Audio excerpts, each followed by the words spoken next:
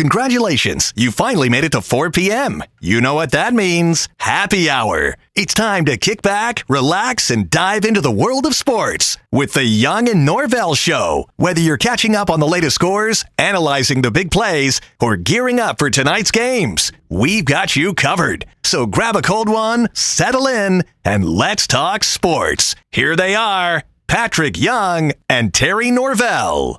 I'll tell you one thing, for the love of the Chanticleer, what the hell is going on with Coastal Carolina baseball? Hi, everybody. Welcome to a busy Wednesday edition, Hump Day edition, the Young and Norvelle Show. Terry Norvelle here in studio, giving you the Young and Norvelle Show right here on Action Sports Jax. Casey Kurtz, of course, producing. We hope to hear from Patrick Young. Got a loaded up show today if we hear from Patrick. Of course, we'll do sports medicine around 5 o'clock. We do it every Wednesday with Dr. Aaron Bates from Southeast Orthopedic Specialist. And we were scheduled, and I don't want to give out any, family secrets or anything like that, but I think I'm okay here. We're scheduled on Wednesday, as always, to hear from Brent Beaird. Just found out we will not hear from Brent today. Found this out about 20 minutes ago. His beloved cat, Chino. You see Chino on our show quite a bit over the last couple of years. Chino wanders around when Brent's doing his segment from his house. Chino had to be put down today, and obviously Brent a little bummed out about that. I think most of us have been in that situation where a beloved family pet has had their end of life, and Chino just wasn't doing too well, and Brent made the tough decision, along with obviously the veterinarian care, that it was probably time to let Chino go and chase rats and stuff in heaven. So I don't think we'll hear from Brent Beaird, but we certainly understand why, and I've got a lot of his notes we can go over today on a Wednesday edition. Again, hope to hear from Patrick Young. College Baseball World Series, for God's sakes, Coastal Carolina, one of two undefeated. We're down to the Final Four, boys. We are down to the Final Four teams. Coastal Carolina, the home team today, the early game out in Omaha is well underway. They're in the bottom of the fifth inning. Coastal has 2 runners on, 2 out. The Chanticleers lead Louisville 6-0. Casey Kurtz, 6-0. Coastal Carolina looking to close their bracket out undefeated. How about that? Chanticleers not going anywhere. Louisville has to. That is a elimination game if Louisville loses. There would be, if Louisville can rally, there would be an if necessary game tomorrow. But Casey, here's the setup. This is game 1, early game today in Omaha. If Coastal wins, they close out their bracket. Coastal would then be off tomorrow, Thursday. Friday is a scheduled off / rain day built in. So Coastal would be off. If they hold on and win, they close out their bracket 3-0. They would not play in the opening round of the championship game until Saturday. That ain't bad, Casey. It's dumb, though. It is dumb. I get it. I do understand that Friday being off a little bit in case of rain, but we've only had one rain day out there. Right. Now, the flip side, if Coastal holds on and wins, they go on. They don't play again until Saturday. They are one of 2 teams left standing if they win today, and they're well on their way. 6-0. They've yet to lose. Tonight, LSU takes on Arkansas. LSU is undefeated in their bracket. They've already beat Arkansas one time. If LSU was to win tonight, that would eliminate Arkansas. LSU would be in the same spot as Coastal. They would be off Thursday, Friday. So if chalk holds today, Coastal would win. Looks like they're on their way. And LSU would win. You would have 3-0, 2 days off, Coastal. 3-0, 2 days off, LSU. Best 2 out of 3, Saturday, Sunday, Monday. Casey, thoughts on all that? Outside of the fact that it takes too long, I feel like if you have 2 teams that haven't lost going into the final, then you probably have the best teams. Yeah. And, some well said. Well said. I've kind of been on the Arkansas bandwagon. They're kind of back in the mix with the shutout no hitter. Put them back in the mix, but Arkansas or Louisville would have to win 2 to stay alive. It'd be tough. Now, not today, but if either Louisville can come back or Arkansas can win tonight, that would force, if necessary, tomorrow. So tomorrow we will have either 0 games, 1 game, or 2 games. That's Thursday. Friday, am I correct? The only way we'd have baseball on Friday is if we had rain today and or tomorrow. I believe that is correct. Because Friday is a scheduled day off, but it kind of serves as a scheduled day off, rain catch day kind of thing. Mm-hmm. And then the TV boys have put this in place the last 15 years or whatever. They want to know they've got a game. Saturday, Sunday could end, or it could go to Monday. By the way, Coastal Carolina is still batting bottom of 5, 8-0. But by the way, hear me out. Let's say there's no rain. Okay. You switch Monday for Friday. Wouldn't you like? Yeah, makes a ton of sense. TV guys would say, to hell with you, right? I mean, I don't understand that because... Well, TV guys think it happened too quick to promote it and this and that, and that's what they're going to say. Yeah, well, that's dumb. I do. I agree with you. Because would you rather have your championship on a Saturday, Sunday, or Monday? Monday. And college sports is littered with getting stuck on Monday. Yes. I get March Madness. It's been history. Final Four Saturday, championship game Monday. I don't necessarily love that, but I get the history of that. I think you do too. I hate college football national championship game on Monday night. Big events in our country, if you can control them. Now, when you're doing a 7-game series, I get it. You can't control all the time. But big sporting events generally happen on the weekend and the weekend night, right? I mean, we're done with a World Series ending at and now, I love daytime World Series, but sure. The day of 2 o'clock, Game 7, Oakland A's, Joe Rudy, Sal Bando, Reggie Jackson versus the Cincinnati Red Machine of Johnny Bench, Dave Concepcion. That'll never happen again. Yeah, at 2 o'clock, Game 7 on a Saturday, outdoors, beautiful. That's over. I miss that a little bit, but I get it. What you said is so true, though. Wouldn't you love if chalk holds, Coastal finishes off tonight, or right now, I should say, and Arkansas finishes off their bracket. LSU wins their bracket straight up. Wouldn't you love that thing to get started Friday? Yes. Take Thursday off. Definitely. And by the way, you would almost have Thursday and Friday because first pitch would be 7 o'clock Friday. Right. Yeah. I mean, you'd have plenty of time. Almost 2 full days, and go play that sucker Friday, Saturday, Sunday if needed. Mm-hmm. If needed. Goofy. Because Casey, I don't know if they've called you. They never called me to ask me about that though. Not once. No. My phone does ring sometimes, but yeah, they don't leave voicemails. Yeah, no voicemail. So we will track Coastal Carolina. Looks like they are moving on 8-0 or 8-0. They're leading. That has moved to the top of the 6. So Louisville really, really needs to move on. By the way, much like March Madness, did a lot of the anti-SEC people, did they go a little Mark Twain on us? Remember Mark Twain? I've heard of him. Yeah, Mark Twain wrote a little bit. That's what they say. Had some thoughts, put it down on paper. Had a different name, right? Yeah, had a quill. Remember that? The pen was a quill. They did. Yep. He had a quill and some, not parchment paper, but he said some old paper. Samuel Clemens, that was his real name. There you go. He was known to write a few things, and I think it was Mark Twain that said something to the effect of, the reports of my death have been greatly exaggerated. Wasn't that Twain? I think that was Marcus. I think that was Marcus Twain. Marky Mark. He was the original Marky Mark, right? In theory, yeah, he would have been. He's the original Marky Mark. Yep. Well, with that said, college baseball. The SEC got, 14 of their 16 in or whatever, some ungodly number. And remember, early, some of the Floridas and some of the lower rung got knocked out. And people look at the SEC. I guess it's not. Well, don't look now. There's 4 teams standing, and half the field is the SEC. Yeah, one of them's gonna be in the final. Definitely. And frankly, LSU and Arkansas should not be facing each other where they're facing each other. I don't think. Well, I mean, if one was on the other side of the bracket, they might have got killed by the buzzsaw that is Coastal Carolina. Maybe, but you get my point. I do. The 2 highest teams, seed-wise, 3 Arkansas, 6 LSU. They faced each other game 1. Isn't the NFL wrestling with that reseeding as you get going? Yeah.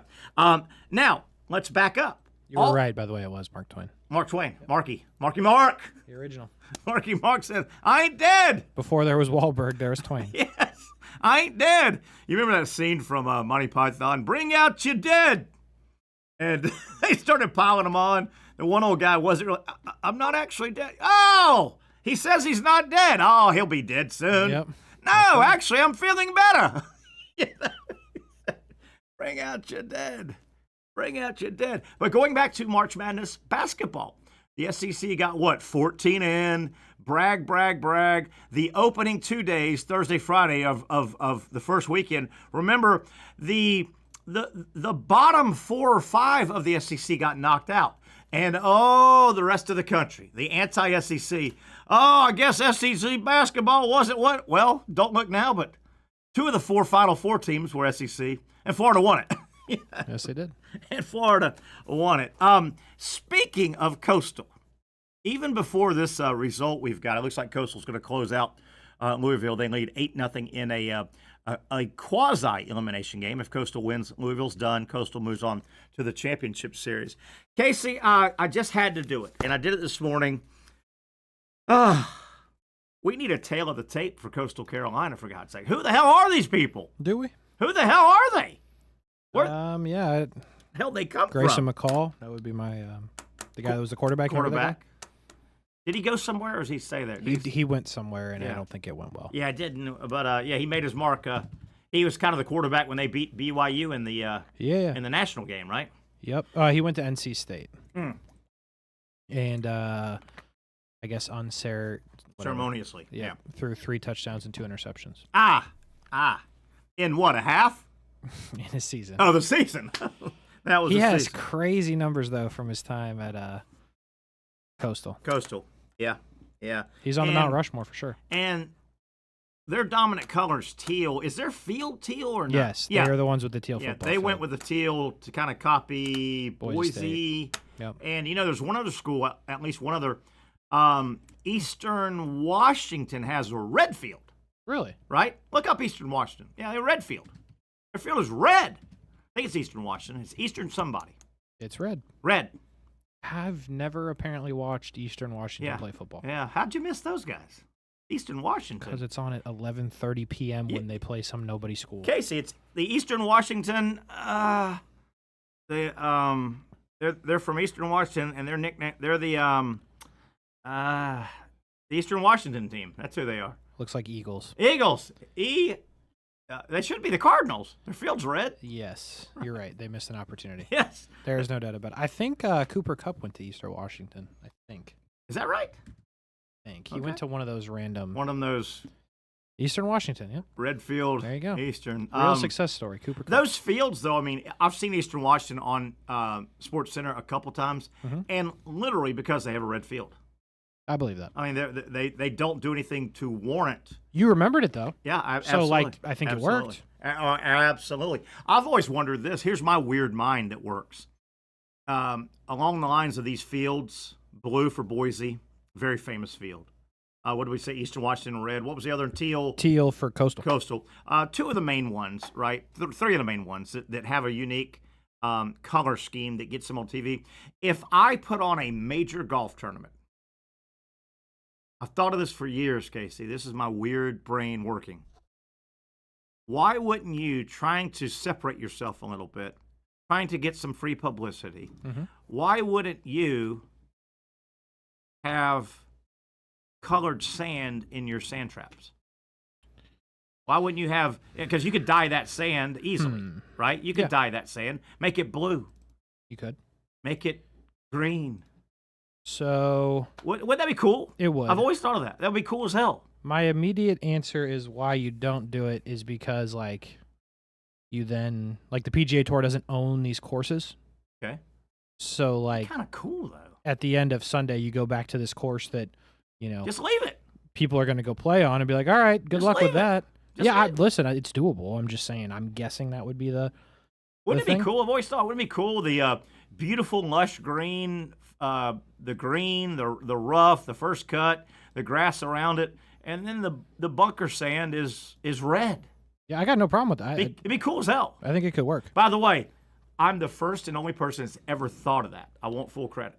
Okay. Full credit. Yeah, if it pops up, I'll give you a call. Yeah.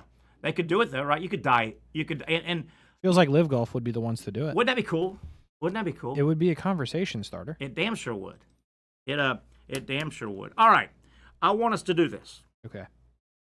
Casey, I want you to get involved. I've got some tail of the tape. What the hell is Coastal Carolina? Where do these guys come from? They've won one national title in baseball. They have. 2016. I had a teammate on that team. You did? Whoa. Bury the lead. Yep.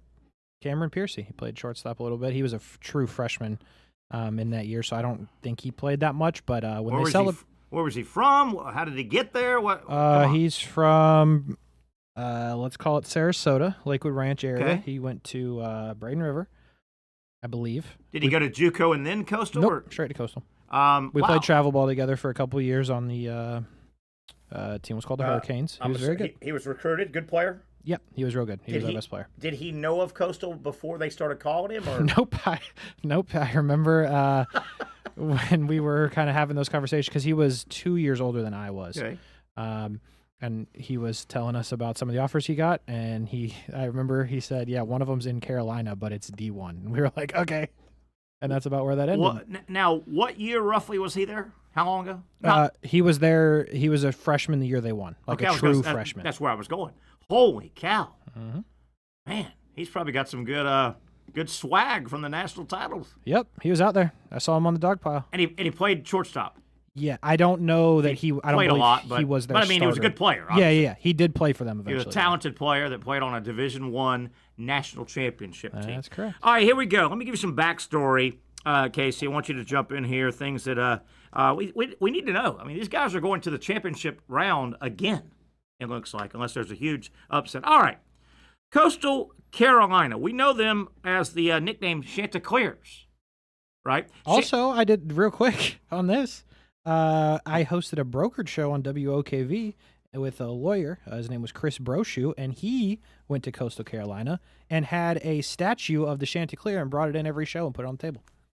By the way, I freaking love that. All of a sudden, I have a bunch of Coastal information if I just thought about it for more than 2 seconds. Casey, I freaking love that he brought that thing in every day. Every single show. And then he took it home. He put it in its special place somewhere at home. Yep. Brought it in. Yeah, we used to talk about it every week. That is so good. Yep. So good. All right, let's start there. Okay. Here we go. Coastal Carolina. Who are these guys that may win the second? By the way, FSU has never won a College World Series. Which is crazy. Just to put things in perspective, Coastal Carolina is looking like they've got one in their trophy case, and they're going to have at least a half, right? I mean, looks like they're going to finish at least runner-up because they're going to make the championship series. Yep. All right, here we go. The Chanticleers, which, by the way, do you know what a Chanticleer is? Only because of the statue. It's a chicken or something. Yeah. A proud, fierce rooster. Rooster, that's what it is. Okay. Proud, fierce rooster. Yep. Chauncey, they call it. Chauncey, yes. Is that what yeah, did that ring a bell? Yeah, now you're bringing back some Chauncey the Chanticleer. Memories here. Now, through the early 1960s, you only get this on this show, okay, boys? Through the early 60s, Coastal Carolina, they were not the Chanticleers. Oh. They were the Trojans. They changed. Okay, they were the Trojans.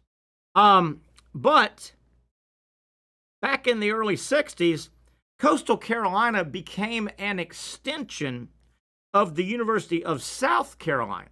They were kind of an extension school, maybe a satellite kind of school. I guess that makes sense. So they decided, because we're kind of the little brother extension of South Carolina, we're going to change our nickname. We're not going to, they changed from the Trojans to the Chanticleers to be closer to South Carolina's Gamecock.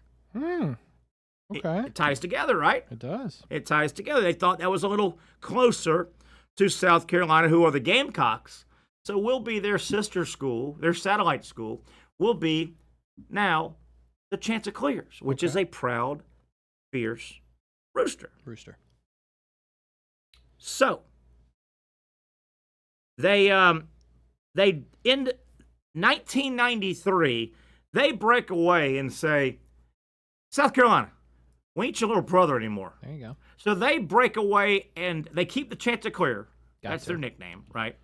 But they break away as an independent university in 1993. So this tells you how new this school is, roughly. Fair. Right? They break out on their own in 1993. They have football, as you know. They have 19 sports, so they're a big school. 19 sports. They don't play Division I football, or didn't when they got started.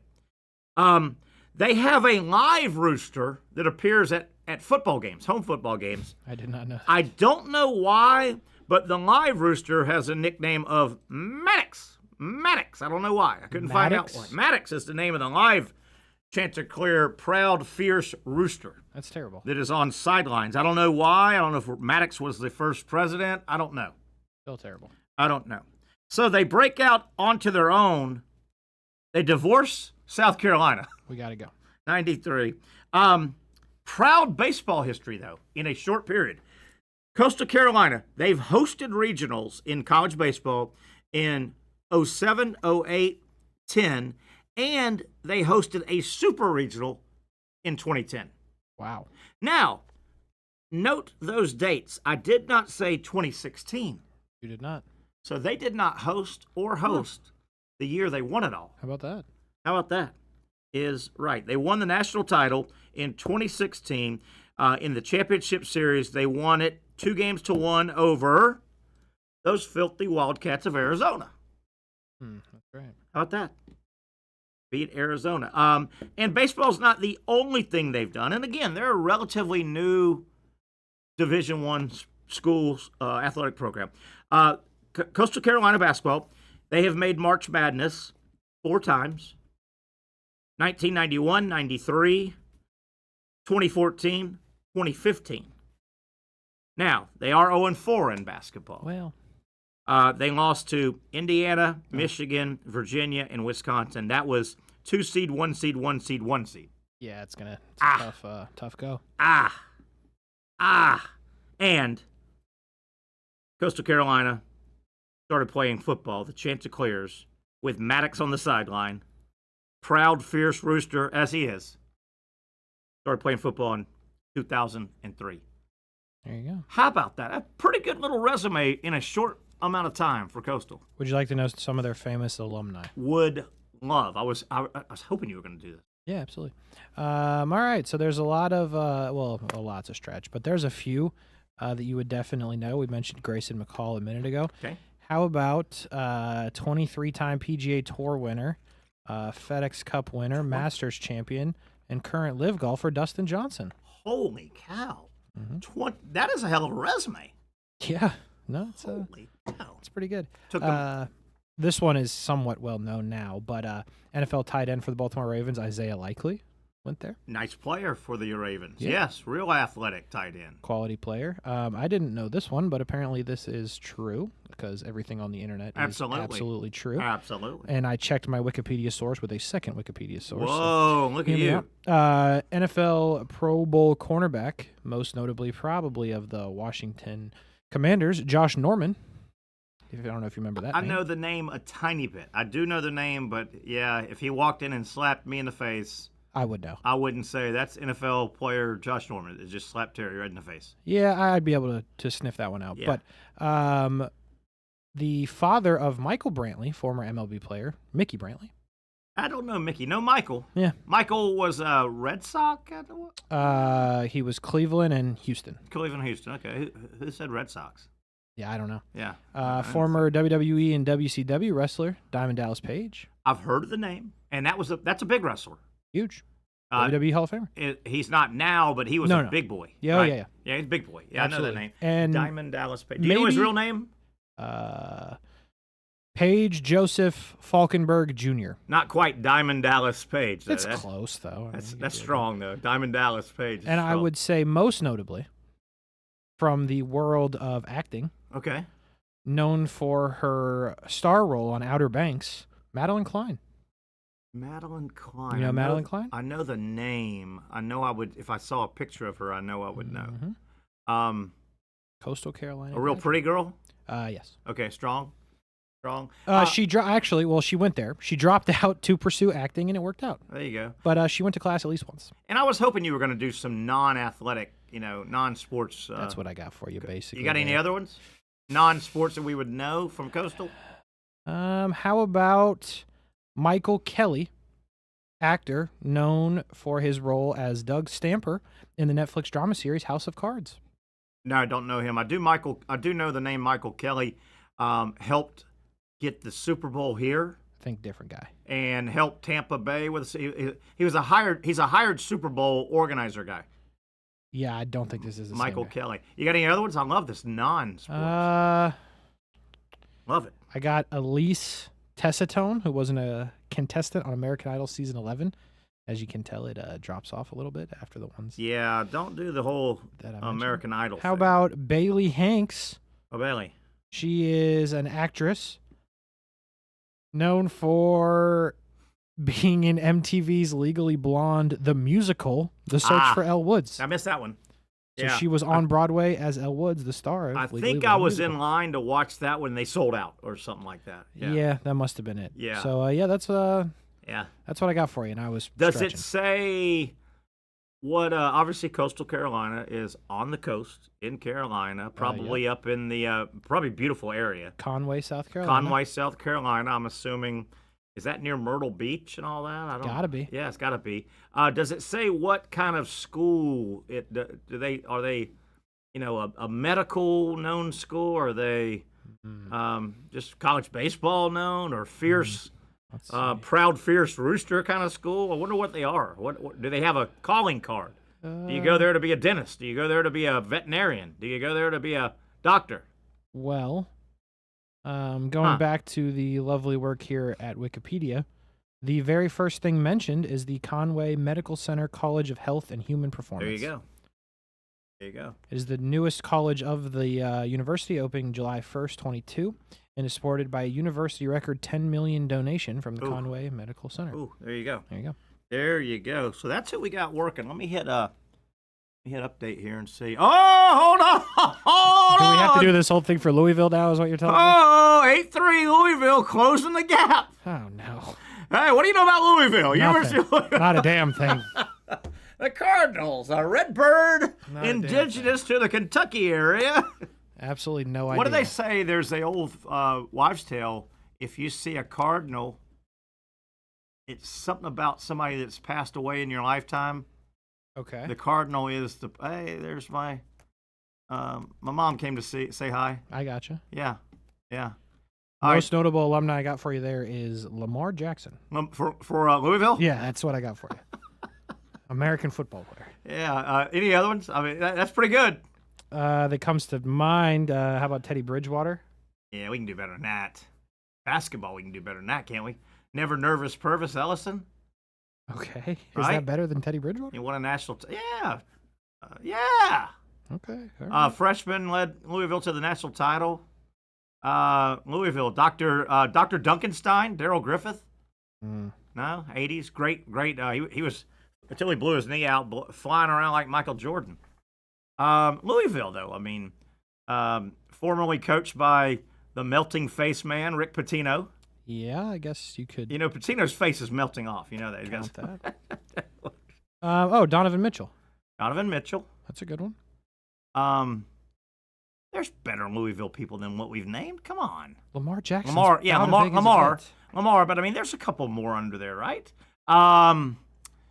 What about one of the great Mark Clayton, Duper Clayton, Marino's receivers? Wasn't he in Louisville? Mark Clayton. Wikipedia, come on. Yeah, correct. But there's got to be basketball guys. He was an 8th round pick, which doesn't exist anymore. Yeah, Good there's for you, got to Mark. be great Louisville basketball guys. NBA. Donovan Mitchell's what I got for you. No, they're better than that. Montrezl Harrell.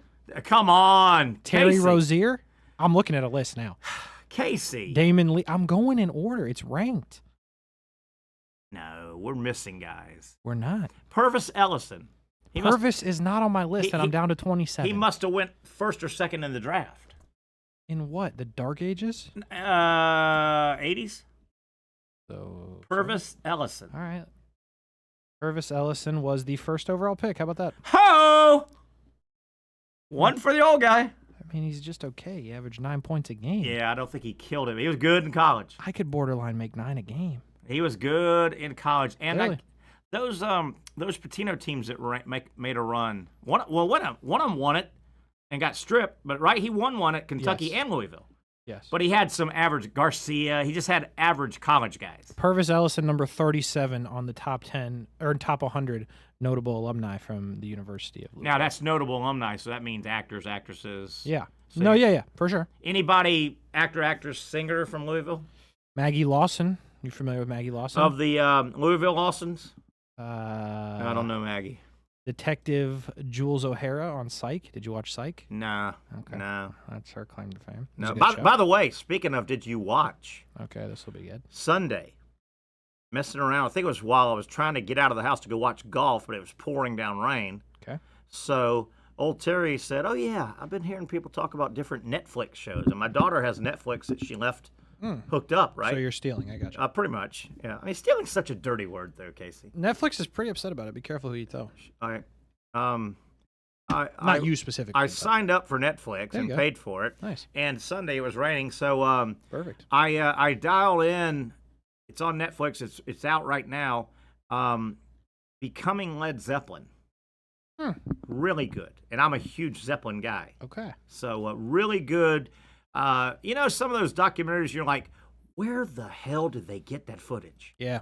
You know, 1968, you could tell some fifth TV station in Liverpool, England, must have had a reporter in 1962 that got sent to a local tavern because some band was playing. And it turned out to be Led Zeppelin. How about that? But don't you love those documentaries when they get a hold? How do they get a hold of some of this stuff? Yeah. Listen. You know what documentary I'm interested in watching? What's that? Is also on Netflix. The one about the Titanic submarine. Oh, I heard something about it recently. Yeah. Did they find the necklace? Did you hear about that? No. No, tell me yours first. Tell me yours. No. There's a documentary about it. I'd like to see it. And I'm fascinated by the whole Titanic thing. Yeah. It fascinates me. I don't think there's any video of that one though. No, I don't think so. Something today ran. I didn't have time to look at it. You can try and hunt it down right now. Something about the Titanic and the actual necklace that's in the movie. The old lady says the Emerald of the Sea, or whatever that thing's called, right? It had a name. Oh, yeah. Did they find it or something? They might have found the damn thing. Yeah, that's what I'm seeing. What are you seeing? Then, What's it called? The Emerald of the Sea or something like that? well, The Blue Diamond of the Sea? making everybody pay for this article. I don't want to pay for it. Jack! Hold on. let me- Black glass necklace. Yeah, the one that she had around her neck and she, Yep. right? They found it. Now I don't understand how this works. It was found in pieces and small fragments in a debris field during an expedition in the Atlantic Ocean. Yeah, because they found the ship not that long ago, right? They actually found the ship not that long ago. Remember, there were reports, they always thought they found it. It was like Psych. Speaking of Psych. You should watch Psycho. It was a good show. I'm going to give you this impersonation and tell me if you get it. Oh no. I'm Over here. Over. And look, I got a whistle to my mouth. Over here. Kate Winslet. Yes. Thanks. Yes. How about that? She's floating around, right? And she Yeah. can't. I'm like, and the whole world watching that movie at that point is going, scream for the love of Pete. Scream like you've never. She's doing, Casey, this is all she can get out. Over here. Like, what the hell is that going to do? You've already pushed him under the water. It's kind of cooked, yeah. How does she not save that guy? There's not one piece of wood floating back. Yeah, no, it's actually one of the biggest arguments out there still. Yeah. What happened there? How much money do you think that movie made, box office? I'm looking at it. Budget was $200 million. The budget was $200 million. I can confirm they made it.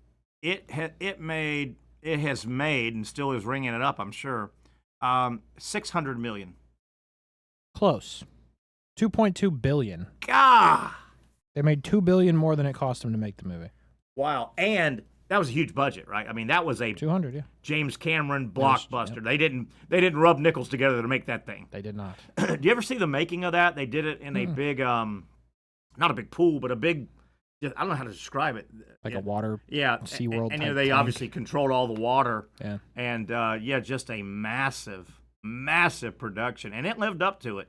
Not that I've ever seen it, because I'm too tough to watch love stories like that. Yeah. But I've heard about it. People say it's good. I've heard about it. Jack! She's got to scream better than that, right? I mean, it's life and death. I mean, this is it, yeah. You know? And she had a whistle, right? Yeah. No! Blow that thing! Yeah, she really screwed it up. Really the villain of the movie, if you ask me. Yeah. No, the real villain was The iceberg? Zane. Billy Zane. Oh, okay. And, yeah, the iceberg won. I mean, the iceberg's usually the iceberg won. There. Good addendum. The iceberg won. Billy Zane too. Remember Billy Zane? He was the hired husband or whatever. Scumbag. He was. You know where he first burst? I know we're way past. We're just having some fun here on a Wednesday. Where he first burst onto the movie scene, and he played a creepy good role. What you got? Dead Calm.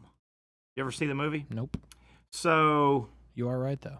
Billy Zane is the star of Dead Calm, and one of Tom Cruise's early wives. Who's the redhead? Nicole Kidman. Nicole Kidman, I think it was. It is. I'm looking at it. So she is. Nicole Kidman and her husband are out on a pretty big boat of their own, and they run into some trouble. Mm-hmm. And somehow Billy Zane maybe is boating by, and he jumps on to help, and all hell breaks loose because he's a bad dude. Sure. And he played a really good creepy dude. Really good creepy dude. You know what's crazy? How do you know that? I watched the movie a couple times. It's good. It's like an Australian movie. Yeah, but I mean, I know that doesn't. It caught mainstream. I can't lie. It caught, and it's got a little cult to it because the whole movie was basically on this 25-foot boat. And it's hard to think how they could keep it dramatic for 2 hours, but they did. Yeah. They did. And, he ends up killing he kills... Spoilers. Yeah, I don't care. It's old. He kills the husband. Sam Neill. And then Nicole Kidman, she's floating around out in the middle of the Pacific. Whatever. She knows she needs him. So she can't really kill him. Radio's dead, engine's dead. Of course it is. So of course, yeah. Why wouldn't it be? Yeah, right. Yeah. But she knows she can't off him yet, And I think she runs by a spear gun here and there, but she can't kill him because she needs him. Sure. He can get the engine started, and he can drive, and this and that, and then occasionally another boat will go by, and he's pointing a spear gun at her as she's talking. Hey guys, no, we're good over here. Other than the spear gun in my lower back. Right. I'm good. You guys need any help? No, we're good. And she's winking. Wink, wink. They can't see, right? Yeah. Wink, wink, wink, wink. What is the SOS? The blinking or whatever. One quick, one dot dash dot. Yeah. Dot dash dot. No, we're doing good over here on the SOS. Yeah. Good movie. Really good movie. Billy Zane also, he was in Okay. He was obviously got cast years later into Titanic. He was one of those guys too. He never quite blew up. Done a lot of stuff though. Yeah, never quite blew up. His career reminds me of a little bit of another guy, and we lost this guy a couple, 3-4 years ago. Real good actor, but a couple of movies you thought, this guy is going to really blow up, but he never quite, Al Pacino blew up. Well, you think about Bill Paxton? Nope. Okay. No, Bill got big enough, I think. Yeah, I was just... Ray Liotta. Oh, yeah. Goodfellas. Oh, yeah. And I had a couple other, but Ray Liotta, there was 15, 20 years, you're like, gosh, he's one more big role. But he never quite blew up. You know what I mean? Blew up. He was... Well, he was good in Goodfellas. He was good in Field of Dreams. Field of Dreams, he was good. He was probably one more big movie. He was good in Field of Dreams. He was excellent in Goodfellas, though. Yeah. Played Henry, whatever his name was. Henry Hill. Henry Hill, based on a true story. Uh-huh. Yeah, really good. Goodfellas. And Goodfellas is one of my.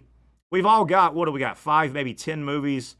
If you're walking out the door to go witness your firstborn or go have lunch with Mother Teresa or the Queen of England, we've all got about 5 to 10 movies. If they come, son of a gun. Yeah. Honey, could you hold that pregnancy? Could you hold that delivery? Got to hold on. It's Goodfellas for me. That's one of them. One of them. You a Goodfellas guy? Goodfellas? Not to that point. No? Seen it. You got a couple of movies like that for you? He's in the B movie. I really like the B movie.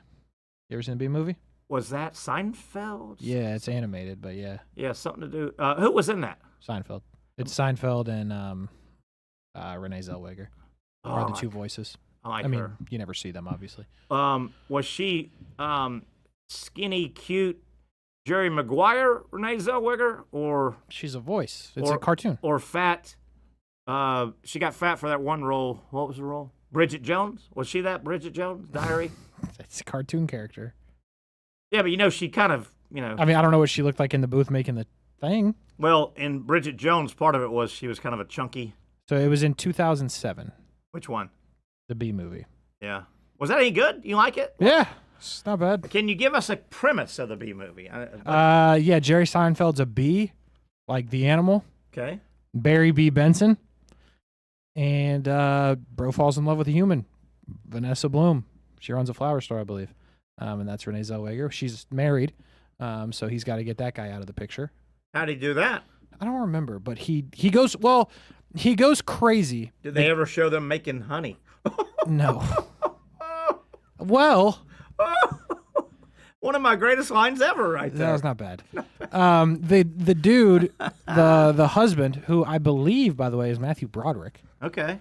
Goes crazy because his wife is talking to a bee, right? Like the animal, and he just leaves. Yeah. Does he ever swat the bee or yes. get some black flag out and spray him? They don't spray him, but there's definitely some newspaper swatting happening. All right. Towards the bee. And does the bee win the girl at the end? I believe he does.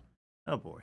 So you randomly watched that one day, or somebody said, "Hey man, this is crazy." Yeah, I mean, yeah, I've seen it multiple times. I've never seen that, and I hear this was phenomenal. Was and I'll mess up the title. I won't get it right, but the Seinfeld gets a guest in the car. Oh, and they go have comedians coffee. in cars getting coffee. Yeah, how great is that? I heard it was wonderful. I liked it a lot. Yeah, really, really good. B movie made $293 million, by the way, so I wasn't the only one there. And he was coming out of Seinfeld pretty close then, right? Are you a crazy Seinfeld guy? You love Seinfeld? I do enjoy it. Yeah. I am, yeah. Oh, all night. So this was 2007. Seinfeld ended in like 2000, what? 2? Yeah. 1. So yeah. Basically. You remember, you wouldn't because you're not old enough to remember when he actually, Seinfeld, his first, I bet you, 15 years in and around Hollywood and on TV, late 80s, late 70s, 80s for sure. He made TV appearances. He was just talk shows were huge in the 70s yeah. and 80s. Talk shows, Johnny Carson and talk shows were huge. Seinfeld, comedian, was on that circuit. But he was a D-list guy. I mean, he would host for, Carson was famous for A Million Vacations. Carson owned Hollywood. If you wanted to make it in Hollywood, Carson had the keys. Very powerful. And he would take 1,000 vacations, so he always needed a guest host. And Seinfeld was in that rotation, but Seinfeld was we couldn't get him, we couldn't get her. Joan Rivers said no, she's on vacation. This guy said no. Call Seinfeld. He never, until this crazy, wacky show called Seinfeld hit. Yeah, he was just it wasn't like he was rolling and rolling and rolled into Seinfeld. Right. No, he and Larry David kind of started writing this thing, and about nothing it hit. It did. Yeah, he was a guy. He was just a guy in Hollywood. He was just a CD level actor. Just a guy. They called when a comedian backed out. He lived in Hollywood. Hey, Seinfeld, come do a set on Carson. We'll pay you, $10,000, whatever. He was a jag. Just a guy. Yeah, just a guy. All right, we digress. Let's take a break here. First time on a Wednesday. Having a fun, light and loose show. We'll track the rest of the baseball. We got a game going on right now in Omaha. They are in the bottom of the 6th inning. Coastal Carolina, undefeated at this point. They lead Louisville 8-3. Coastal, if they win, they move to the championship round, which will start on Saturday. Louisville must win to force a second game between these two tomorrow. A little bit later tonight, 7 o'clock, we've got the rematch. And actually, this is like the 4th or 5th time they'll get together. LSU, Arkansas, round 2 in Omaha. That is the 7 o'clock game. So a lot of college baseball to track today going into the weekend. I've got a lot of Major League Baseball news and notes. A lot of stuff is going on. We'll get to that. UF basketball, they keep adding to their non-conference schedule. We'll go over that on the other side. A lot to get to. And then Dr. Aaron Bates at the top of the hour, some sports injuries we need to discuss. We'll do all that and a lot more when we come back on this Wednesday edition of the Young and Norvelle Show. At Southeast Orthopedic Specialists, we know pain and injuries can stop you from doing what you love. This is why our board-certified orthopedic specialists offer the latest in both non-surgical and surgical treatment options and create a treatment plan tailored to your unique lifestyle and goals. So, whether it is a sports injury or that nagging pain that's keeping you from doing what you love, our team has the right treatment for you. For more information or to schedule an appointment online, visit our website. Finally, a family atmosphere, kid-friendly restaurant with a real sports bar feel. Bricks Jack's Beach features all of that and a large, climate-controlled covered patio with misting fans and heaters for all seasons. Mix in an extremely diverse menu that features the most quality and affordable steak at the beach, and there's no reason not to enjoy your next lunch, dinner, happy hour, or big sporting event at Bricks Jack's Beach, 300 2nd Street North in Jacksonville Beach. See you at Bricks Jack's Beach. You really got to hand it to him. Hold on. The previous play is under further review.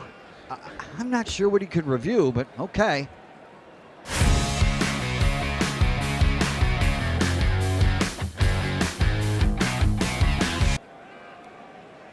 Sure has been a while. Dine in at Hurricane Grill and Wings for the football season. Well, there he is. Oh, what is that? The schedules are out for another summer of soccer here in Jacksonville with the Armada men's and women's under-23 squads, starting with the ladies and the home opener on May 24th. 2 weeks later, they're back in Northeast Florida for a June 7th matchup. The season wraps up with a pair of Friday night home matches June 20th and the 27th.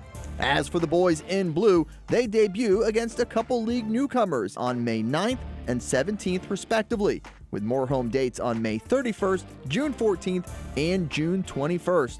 All those matches are at Edward Waters University, and you can watch them live on the Action Sports Jacks 24/7 network. Those teams are a big focus on Fleet and Footy, covering the big soccer stories each week on the Action Sports Jacks 24/7 network. I'll put one in the back of the net for you. Join us for player profiles, fun interviews, and the very latest on the Fleet and all things footy. That's every Thursday at 2 p.m.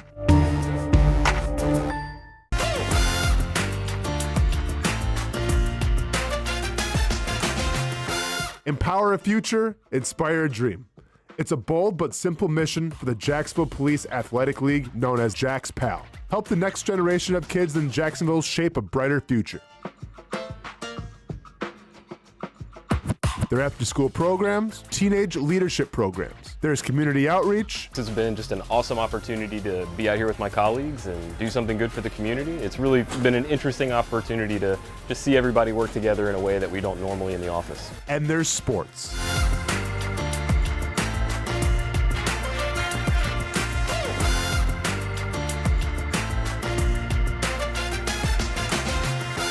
There are also ways you can help the next generation with a donation of any kind. Just visit jackspal.org to get more information. Empower a future, inspire a dream with Jack's Pal.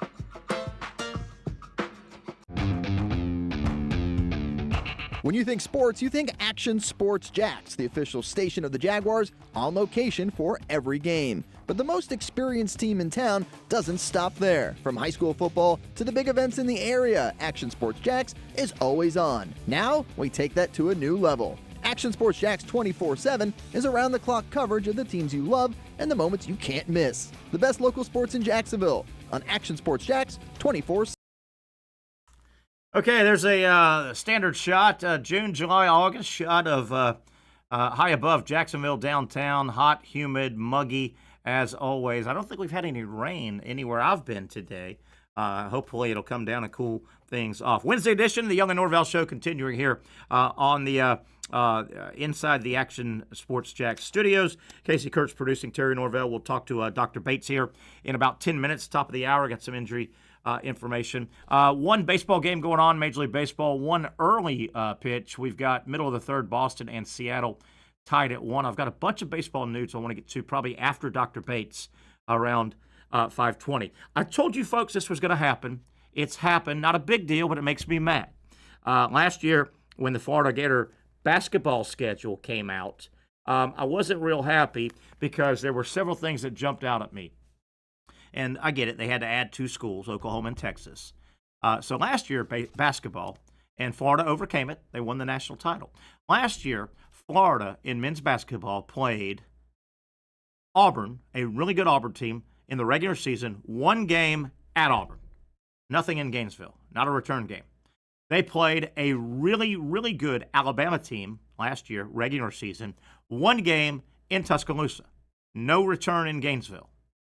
Florida also, and Casey, if you remember, because you hear me complain a lot on this show, Florida also last year played Kentucky, 1 game in Lexington, no return game.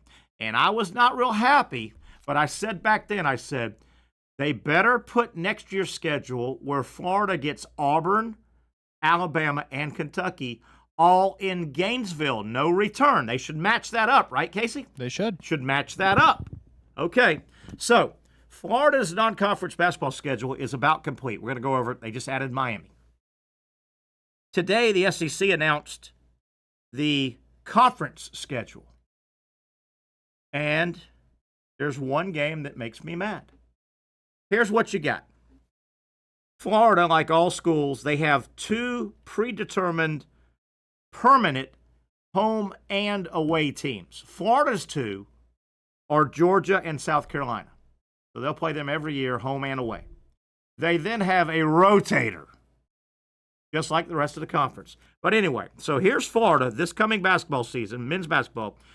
These are their away-only games. They play in this regular season. Obviously, postseason doesn't count. Ole Miss, Missouri, Oklahoma, Texas, Texas A&M, and Vanderbilt. Those are all on the road Gator basketball games, away only. No return home game, regular season. You may meet them in the tournament, conference tournament. Now, Florida has the following home-only conference games.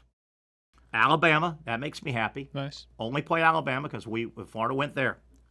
Arkansas, Auburn, that's fine. So there's 2 of the 3 that made me mad last year. I said they better make sure.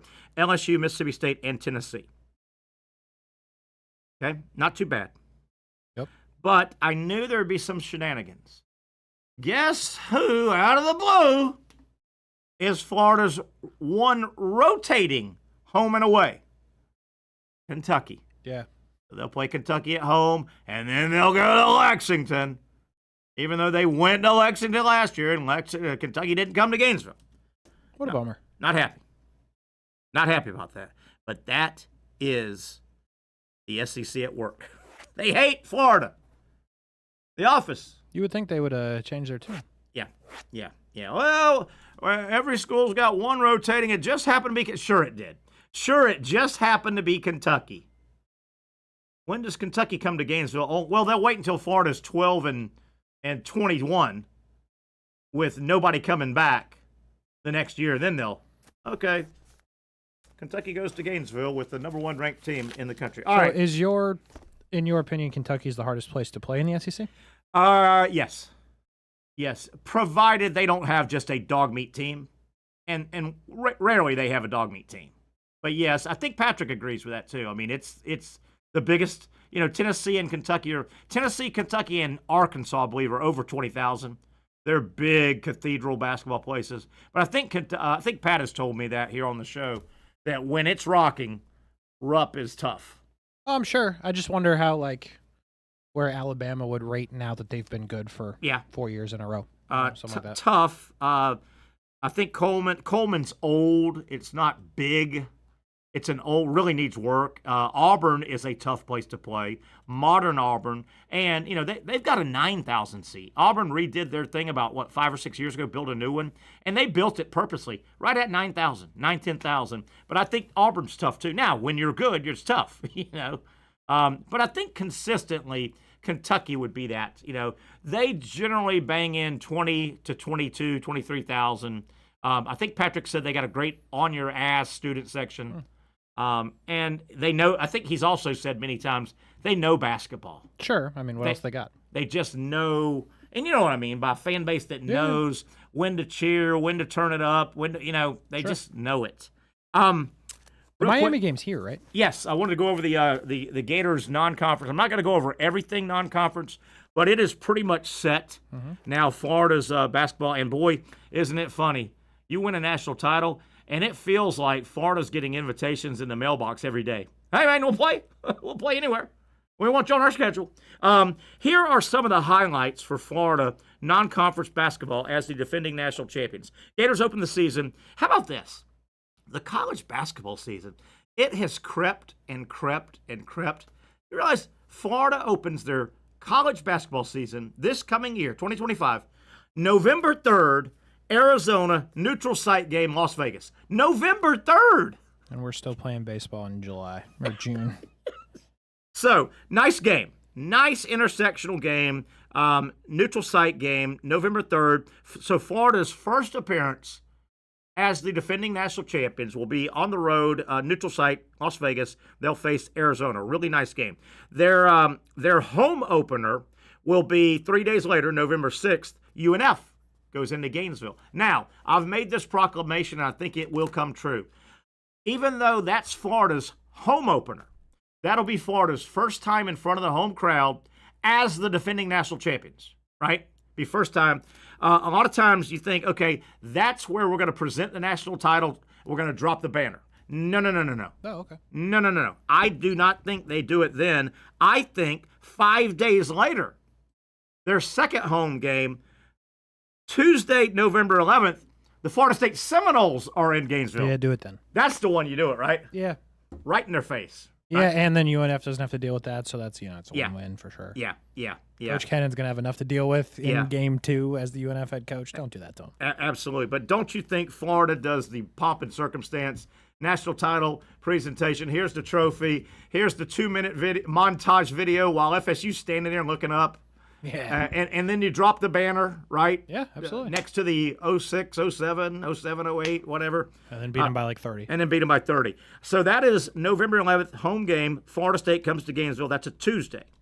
November 16th, Miami will take on Florida. It looks like the 16th is set. That is a Sunday here in Jacksonville, which is kind of cool. And remember, Florida got their title season last year started here in Jacksonville.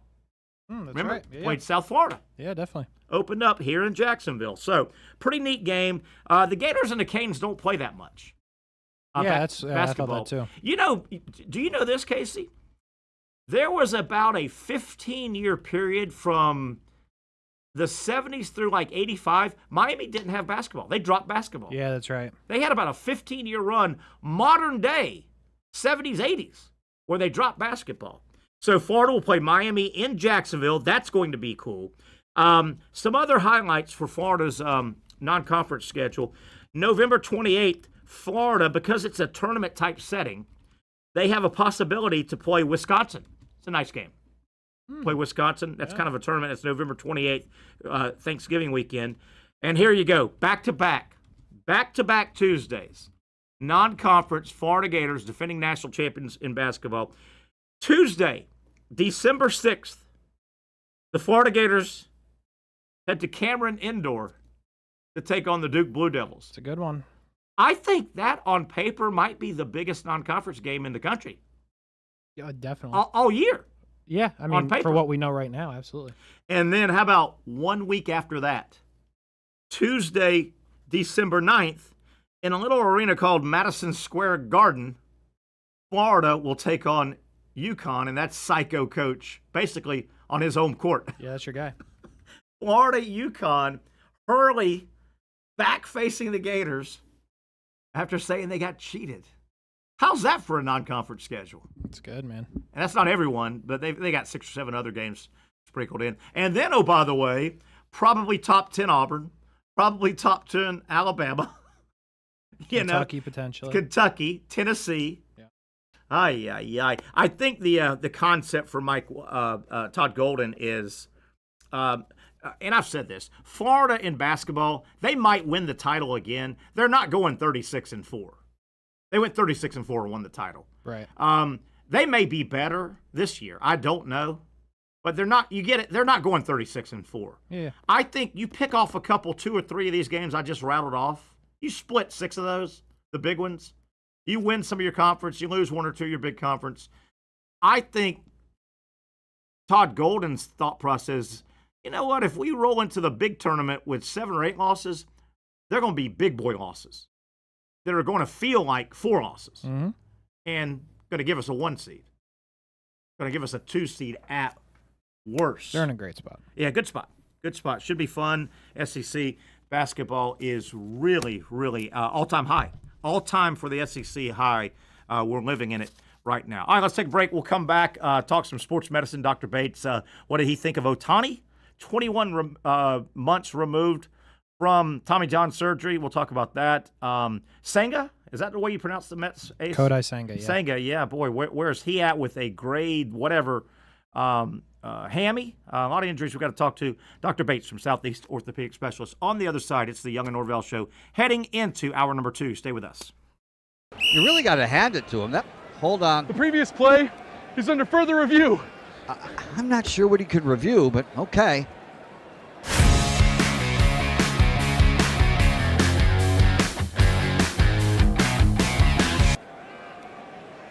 Sure has been a while.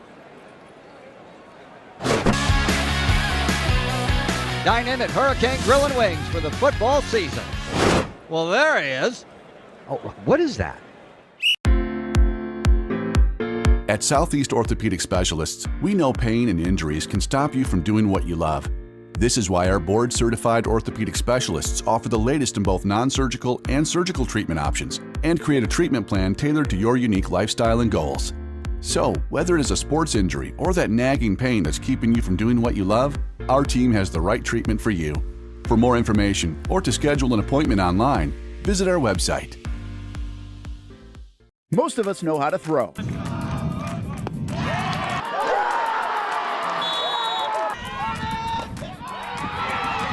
But you need to know what to throw. I'm not talking about footballs, baseballs, softballs. We're talking about those items you need to recycle. Republic Services explains it easy. Recycling simplified. 1. Know what to throw. When in doubt, throw it out. 2. Empty, clean, and dry those materials. It takes an extra minute, but it makes a big difference. And 3. Don't bag it. This makes the recycling process faster and more efficient. This is a look at the Republic Services North Florida Recycling Center. You can make this process even more efficient. By utilizing those 3 steps, Republic Services can help you become a better recycler in your home. Learn more at recyclingsimplified.com. Finally, a family atmosphere, kid-friendly restaurant with a real sports bar feel. Bricks Jack's Beach features all of that and a large, climate-controlled covered patio with misting fans and heaters for all seasons. Mix in an extremely diverse menu that features the most quality and affordable steak at the beach, and there's no reason not to enjoy your next lunch, dinner, happy hour, or big sporting event at Bricks Jack's Beach, 300 2nd Street North in Jacksonville Beach. See you at Bricks Jack's Beach. Are you about to graduate high school and haven't decided on what you want to do when you get done? Well, one option is to apply to become a student in the Electrical Training Alliance of Jacksonville. Their program offers structured classroom and online training, along with on-the-job training so that you can earn while you learn. Still not convinced? The folks at ETA Jacks are a tuition-free 4-year apprenticeship program. There is no tuition and no student debt. Just pay for your books and your fees. That's it. Now, speaking of pay, students, they start off making $40,000 per year, including benefits, and they graduate, get this, making over $80,000 per year, including those sought-after benefits. Now, that sounds pretty good to me, and if that sounds good to you, it should check off a lot of boxes. So head on over to etajacks.org and apply by May 15th. Again, the website right here, etajacks.org. Don't wait, apply today. The rhythm of my heart is beating like a drum, with We Armada rolling off our tongues. Never will we roam, for we know our place is down. Where the ocean meets the skies, we be sailing. Where the ocean meets the skies, we be sailing.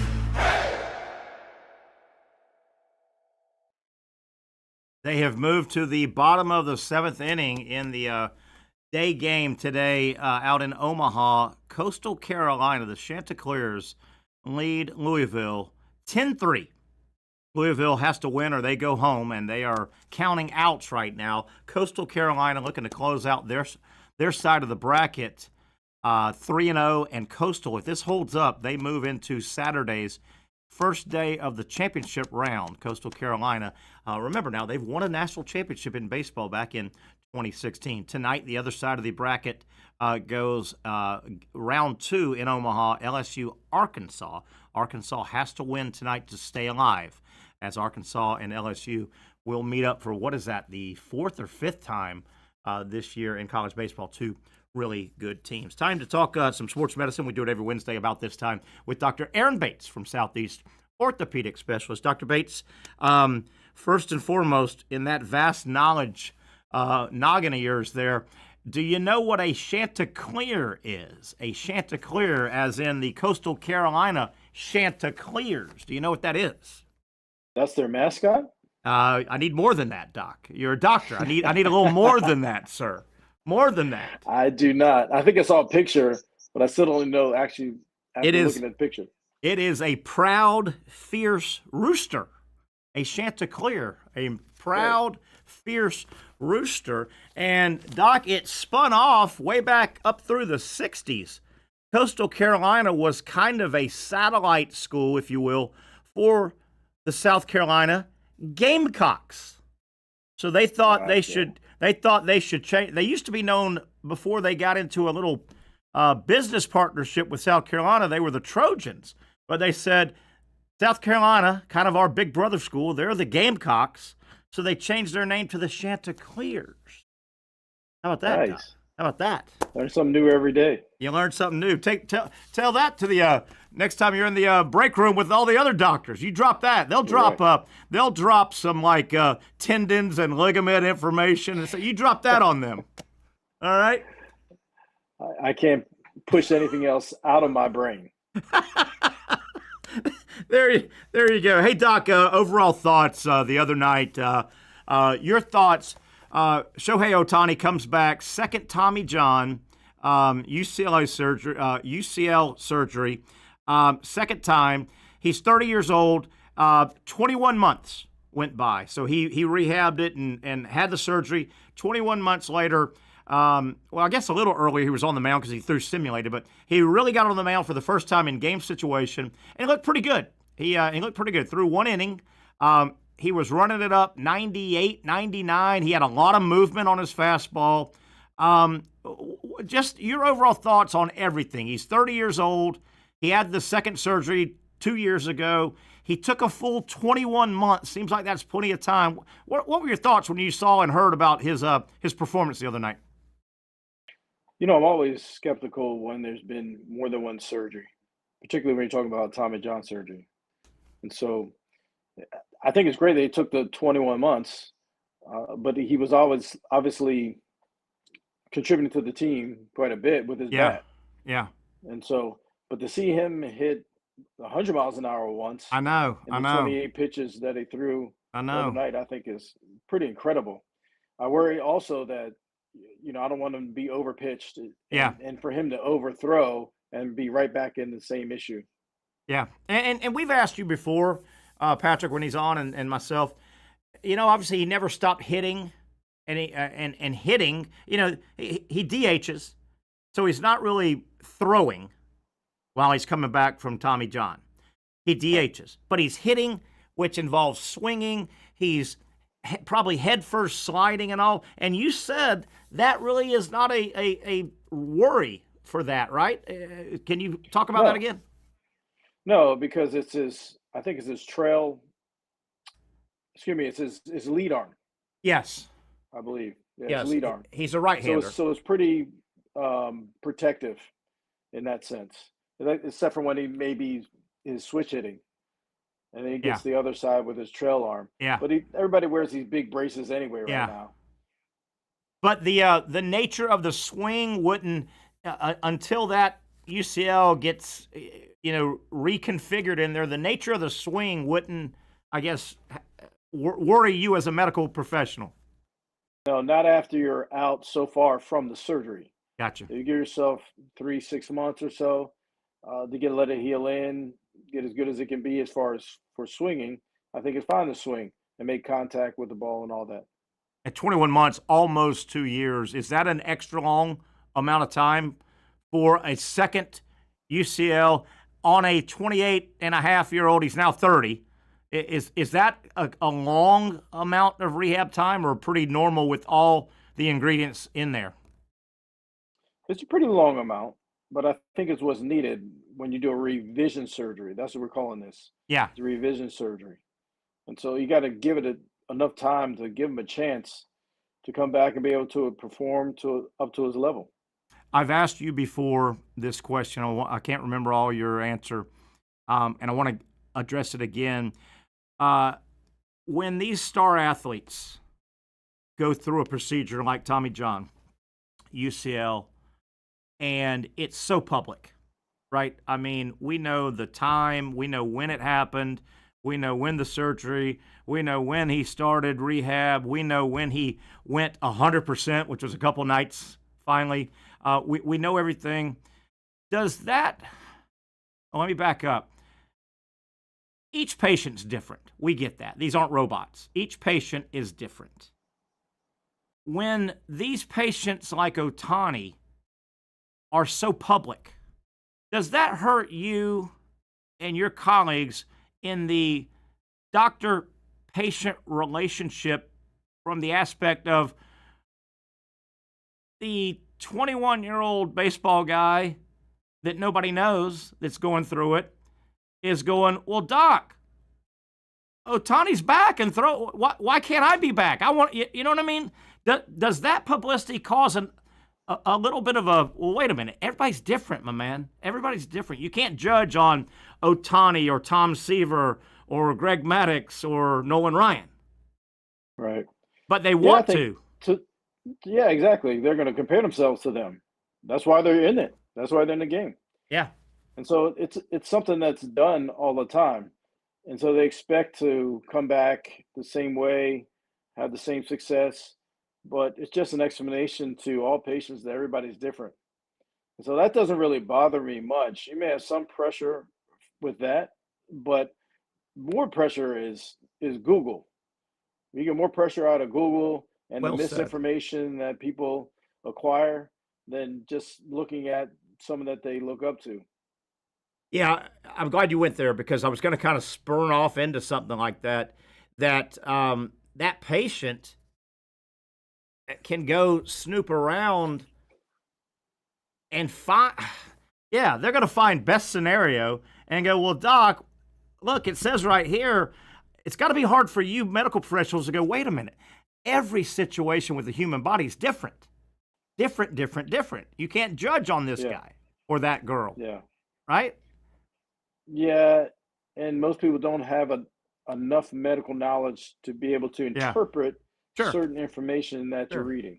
But like so that can be a real problem. But like, I'm just going to pick something out of the air. If I went in to my local professional and I had gallbladder surgery, well, as I watch TV and my profession, I don't see and hear a million different people and how they've come back or fought gallbladder surgery.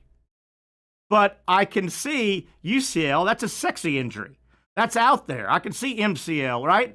Gallbladder, I would have to dig in, and I don't think I'd be as, not cocky, but I don't think I'd walk into my doctor's office and go, hey, shouldn't I be able to take this wrap off and go jet skiing? You know, because I don't have. I certainly see that. Yeah, I don't have the things to compare because gallbladder surgery doesn't get the publicity. And that's kind of what I'm saying. You guys probably have to fight all of this publicity that these, and when I say sexy injuries, I think you know what I mean. These injuries that are in the mainstream because sports is a big deal in our country. Gallbladder surgery is not a big deal. Getting the pitcher back from UCL is a big deal in our country. And that arms the patient, I think, with a lot of information that they might use for the negative. You know, I think I'm ready. Possibly. Doc. And so, I mean, musculoskeletal injuries are obviously going to be the biggest injury with sports. And so we have to battle that sometimes and really bring people down to a certain level and educate them. And so, but every now and then you get other issues, you know, like we had these blood clot issues with some of the basketball players, and we get some other things. Remember that? It's just not as common as musculoskeletal injuries. Let's jump to basketball. I think we talked about this before, but I want you to reiterate Halliburton for the Pacers. He's going through a tough time with a calf injury. Only had 4, I think, points, all free throws, really struggled, gimping around, calf injury. He's going to try to go tomorrow, which could be the final game. Take us back, Doc. What was your explanation? There was talk that, and I think Durant was one of the case studies, Kevin Durant. There was talk that a calf injury can sometimes lead down to the Achilles. Is that true, or is that just kind of, because that talk has reared its head again this week. Well, they got to be careful with Halliburton because, remember a few years ago, Durant had a calf, and then all of a sudden he snapped his Achilles. Are they related? Can they be related? Typically, they're not related. Sometimes you can get an injury in the calf where the muscle and Achilles tendon come together, but then there's a longitudinal partial tear down towards where the Achilles tears closer to your heel bone. Right. And with that, I can see that can weaken that area, and over time, at a certain point, just snap it. And now you need surgery. Yeah. But if Halliburton, God forbid, tonight played and the Achilles went sideways, are you saying that's probably coincidental? Not really, no. No? I think that's – no, I certainly see – I think it's related. Okay, good. Because he has the injury right now. So who knows what that looks like? Right? We don't know. Like, I haven't seen an MRI. You don't know. They keep that close to the breast. Does the in a situation like that, does the human body work like this? Would the Achilles tendon, the things it does, overwork itself because of the calf not working at 100% to do what it does? Or are they not related like that? Is that too simple? It may put a little more pressure on the Achilles. But I don't really know of any study to show that just because you have a calf strain right at the musculotendinous junction, that can lead to weakening of the Achilles tendon and have that tear. Gotcha. I mean, I'm not a foot and ankle specialist, but I haven't heard about it. Doc, last thing, injury-wise, talking with Dr. Aaron Bates from Southeast Orthopedic Specialist. If you've got an orthopedic situation, don't wait. If somebody in your family, somebody, your loved one, coworker, you need to get seen. Southeast has several locations. No appointment necessary. Get in immediately. Do not sit and waste and kill hours, half a day, full day, sitting at some random emergency room. Find out by going to their website. Those locations you can get straight in. se-ortho.com. Again, se-ortho.com. Doc, the Mets' ace Senga went out with what is described as a low-grade hamstring injury situation. Low-grade hammy sounds promising. Low-grade, talk about what that means. Yeah, there's different grades to hamstring strain/tears and where they're located along the musculotendinous to muscle junction. And they graded this one as a grade 1, which is the lowest grade that you can have. And a lot of times these grades predict return to play. And so grade 1 injuries, maybe 2 to 3 weeks or so. But he's had a lot of injuries in the past. I think he had a calf last season. They had like a posterior capsular strain in his throwing shoulder, where that put him out for a while. And even his calf strain put him out for a while. And so he's been beat up. And so I think they're being pretty cautious with him. Yeah, definitely. So low grade hammy, not terrible if it doesn't get any worse. Correct. Not terrible. All right, Doc, I'll let you go with this. When you go back in the break room and you're trying to show off again, I gave you when they show the Chanticleer and you're in the TV room with the other docs, you say, "Oh yeah, that's a proud, fierce rooster." And when they're done marveling at that, you say, "Well, you guys know his name, right?" And they'll say no, and you say, "That's Chauncey, the Chanticleer." Chauncey, the Chanticleer. Yeah. Chauncey, right. You'll know that. That'll put you above. That'll put you at the top of the class. That puts you at the top of the class, Doc. That's extra credit for you. Thank you for that. I appreciate that. There you go. We always appreciate your time spending with us here. Thank you so much, Dr. Bates. We do it every Wednesday, our sports medicine discussion. Dr. Bates, of course, from the best in the business, Southeast Orthopedic Specialist. Good rest of your day, Doc, and we'll do it again next week. Same to you, buddy. Talk to you soon. That's our main man. Casey, every once in a while you got to drop a little knowledge on a doctor. You know? I mean, it's rare. They like to show off, and Doc's got all these things on the wall, and stethoscope and all this. Every once in a while I got to drop. Hey, that thing they look in your ear, does that thing work? Do they see anything in there? You could have asked Dr. Bay. I'm not a doctor. You know what I mean? That thing? I mean, if they've been using it for as long as doctors have been doctors, I think they see something. Hey, damn sure looks cool, though, doesn't it? I don't know that I've ever thought that. It just makes you look like you know what you're doing. You walk in. Yes, I agree with that. Hey, you got a white robe on. Yep. You got a stethoscope, and you start looking like you're looking at diamonds or something with that thing. Yeah, I'll give you that. They look like they know what they're doing. Yeah, definitely. You wonder what they see, though. You know, it's like when you look when you go to the eye doctor, and they put that thing right there, and they tell you to look out there, and what do you see? And you're supposed to see a green field of like corn, and they want you to say you see a farmer on a tractor. You've seen that one, right? I don't go to the eye doctor. Yeah. Well, anyway, that's one of the standard ones, and they'll tell you, what do you see? And you'll say, I see a farmer on a tractor. I always say, oh, yeah, I see 3 girls in bikinis. So they think you're messed up. Yes. And then I walk out of there with big Coke bottle glasses. And I'm like, this didn't work right. This didn't work real well. All right, Casey, put your Major League Baseball hat on. We got a lot of stuff. Boy, baseball's had fun. It's been a fun first half. A lot of baseball news and notes we'll get to on the other side. We'll track the game. Speaking of those Chanticleers, they are still bottom of the 8th inning, 2 outs.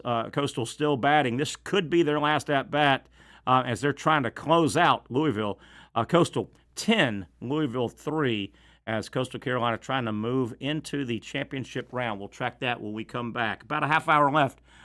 Stay with us right here on the Young and Norvelle Show. At Southeast Orthopedic Specialists, we know pain and injuries can stop you from doing what you love. This is why our board-certified orthopedic specialists offer the latest in both non-surgical and surgical treatment options and create a treatment plan tailored to your unique lifestyle and goals.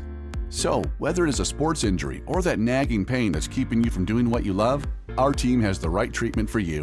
For more information or to schedule an appointment online, visit our website.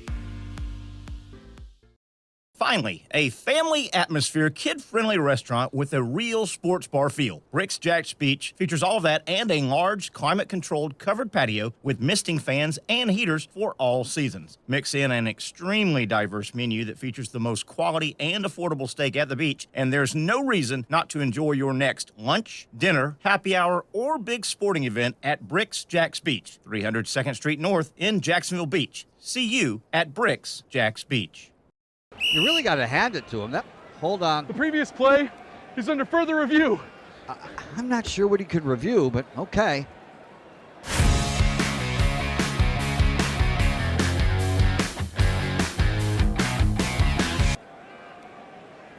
Sure has been a while.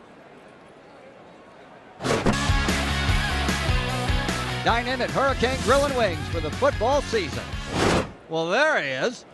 Oh, what is that?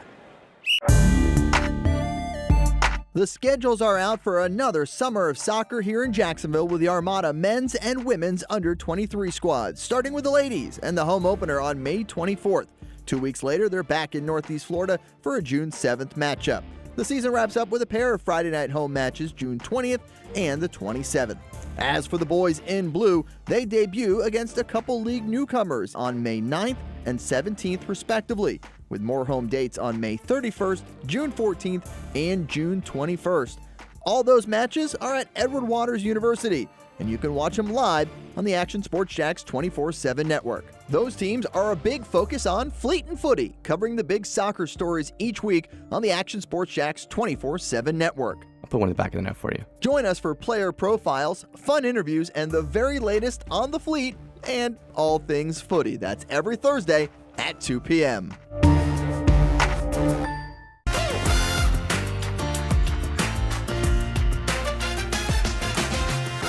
Empower a future, inspire a dream.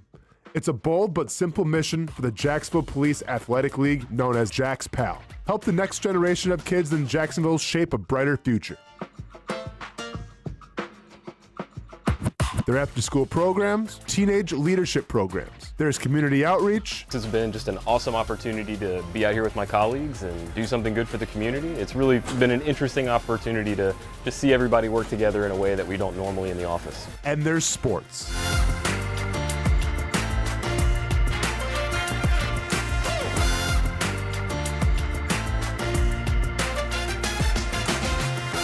There are also ways you can help the next generation with a donation of any kind.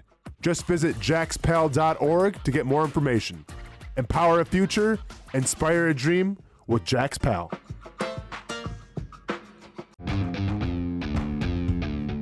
When you think sports, you think Action Sports Jacks, the official station of the Jaguars, on location for every game. But the most experienced team in town doesn't stop there. From high school football to the big events in the area, Action Sports Jacks is always on. Now, we take that to a new level. Action Sports Jacks 24/7 is around-the-clock coverage of the teams you love and the moments you can't miss. The best local sports in Jacksonville on Action Sports Jacks 24/7.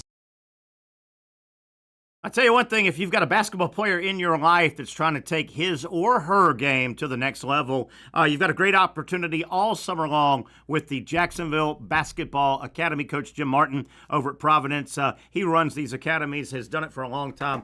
Great tutelage, great leadership. They will take your basketball player no matter what level, where they're at, kind of third grade through high school level of development, wherever they're at. They will put you, your basketball player, in the right camp for the right goal you're trying to achieve. Maybe it's a basketball player that is going to try out for their middle school team coming up in a couple months, their high school team. Maybe they're already participating on the school team and they want to take their game to the next level. They want to work on their basketball skills, basketball fundamentals. All that will be taken care of. Also, teamwork, understanding the game. You can't go wrong if you've got a basketball player in your life looking to find a place to hone their skills. You can't go wrong with the Jacksonville Basketball Academy. Look them up, Google them, and that will pull up all the information. These camps go all the way through August, early August, so you got plenty of time to get set up. Google Jacksonville Basketball Academy.com. Jacksonville Basketball Academy.com. With that, we welcome you back. Terry Norvelle here on a Wednesday. Don't forget, tomorrow we'll be down at our Thursday location, Sliders Oyster Bar, hanging out on the patio. Always a fun time. I was there Saturday. I'm not shocked by this. I was there, rode my bike down, took old little Sebastian down. That's what you call your bike? Little Sebastian. I didn't know that. Yeah, very famous bike. I know you're a biker. I didn't know. Yeah, little Sebastian. Got little Sebastian out, stretched his legs a little bit, and yeah, my bike's. How's that work? I don't know why, just kind of famous. Everybody asked me about little Sebastian. Really? Yeah, I got stickers all over. And did you name it after the horse on Parks and Rec, or was this a happy accident? Just kind of happy accident. Just kind of one day 5 years ago, he was young, and we got together, I should say, and said, you need a name, little Sebastian. Just hit me. Now, I do watch Parks and Rec, and I do remember Sebastian. They had little Sebastian. That they had to put out to pasture at a certain point. Yes, maybe I did. Maybe I said, you know what? Let me pick up. Let me carry on. That's fine. Fun show, Parks and Rec. Silly fun. And quality programming. Yeah, silly fun. A bunch of good characters. A lot of good characters and a lot of good. Not something you see every day. Like they all kind of went on to be somewhat important in other stuff. Yeah.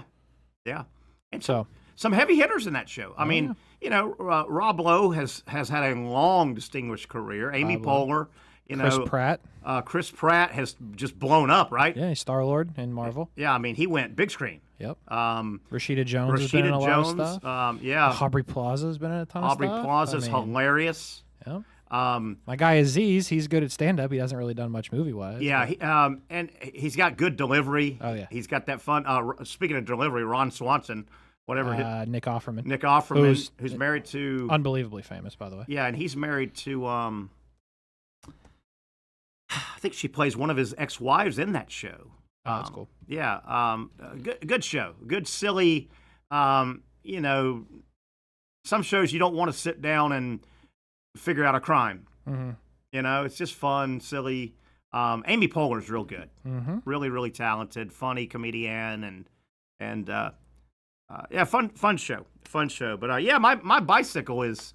I don't know what I'm gonna do when Little Sebastian has to get put out, man. Do they have to put out bicycles? Is that something? I guess eventually. If you just keep it out of the rain, won't it just keep going? He's getting old. I can't lie. He's 5. You just said. Yeah, he's about. Well, I got Wait, him. your bike's a dude? Little Sebastian. Yeah, I guess he is a. Yeah, he's a dude. Yeah, he's got a dude bar. I don't have the girl, right? Isn't that how you tell it? They got the dude bar or the non-dude bar for the girls' bikes, right? You know, the thing that popped into my head, I didn't say, and this is being around Brent too long. Okay. But it would have been good. You would have laughed. If I could find, I mean, he's been on my Facebook page like crazy, but if I could find a photo of Little Sebastian, there's no way I can put it on us, right? If you send it to me. I don't know. Or tell me where it is. If I type in Terry Norvelle's bike on the internet, will it come up? I don't think so. I'm not that famous, am I? Let me see here. Little Sebastian, put it on my Facebook, and I think it'll pop up somewhere. Very famous. Yeah, no, I don't see you in any of these pictures, Little unfortunately. Sebastian. You just try to. Hold on. You come up, though. You see a bike? No, I see you. I don't want me. I want a bike. I see you in, like, an army vehicle. Oh, yeah. That was outside of Sliders last summer. Well, that's not the bike. How cool is that picture, though? Can you show that picture? Give me a minute, yeah. Yeah. So I'm messing around at Sliders last summer, right? And I get talking to this guy sitting at the bar next to me, and there's this incredible Army Jeep, and you see it with a mounted gun and everything, right? Yeah. It's a legitimate Army Jeep, and it's parked right outside of Sliders. And I'm having a beer, and somehow I go, yeah, hey, man, look at that Army Jeep. He goes, yeah, that's mine. So really? It's an actual, he told me it's an actual, obviously the gun has been disarmed, but you see the gun? I do.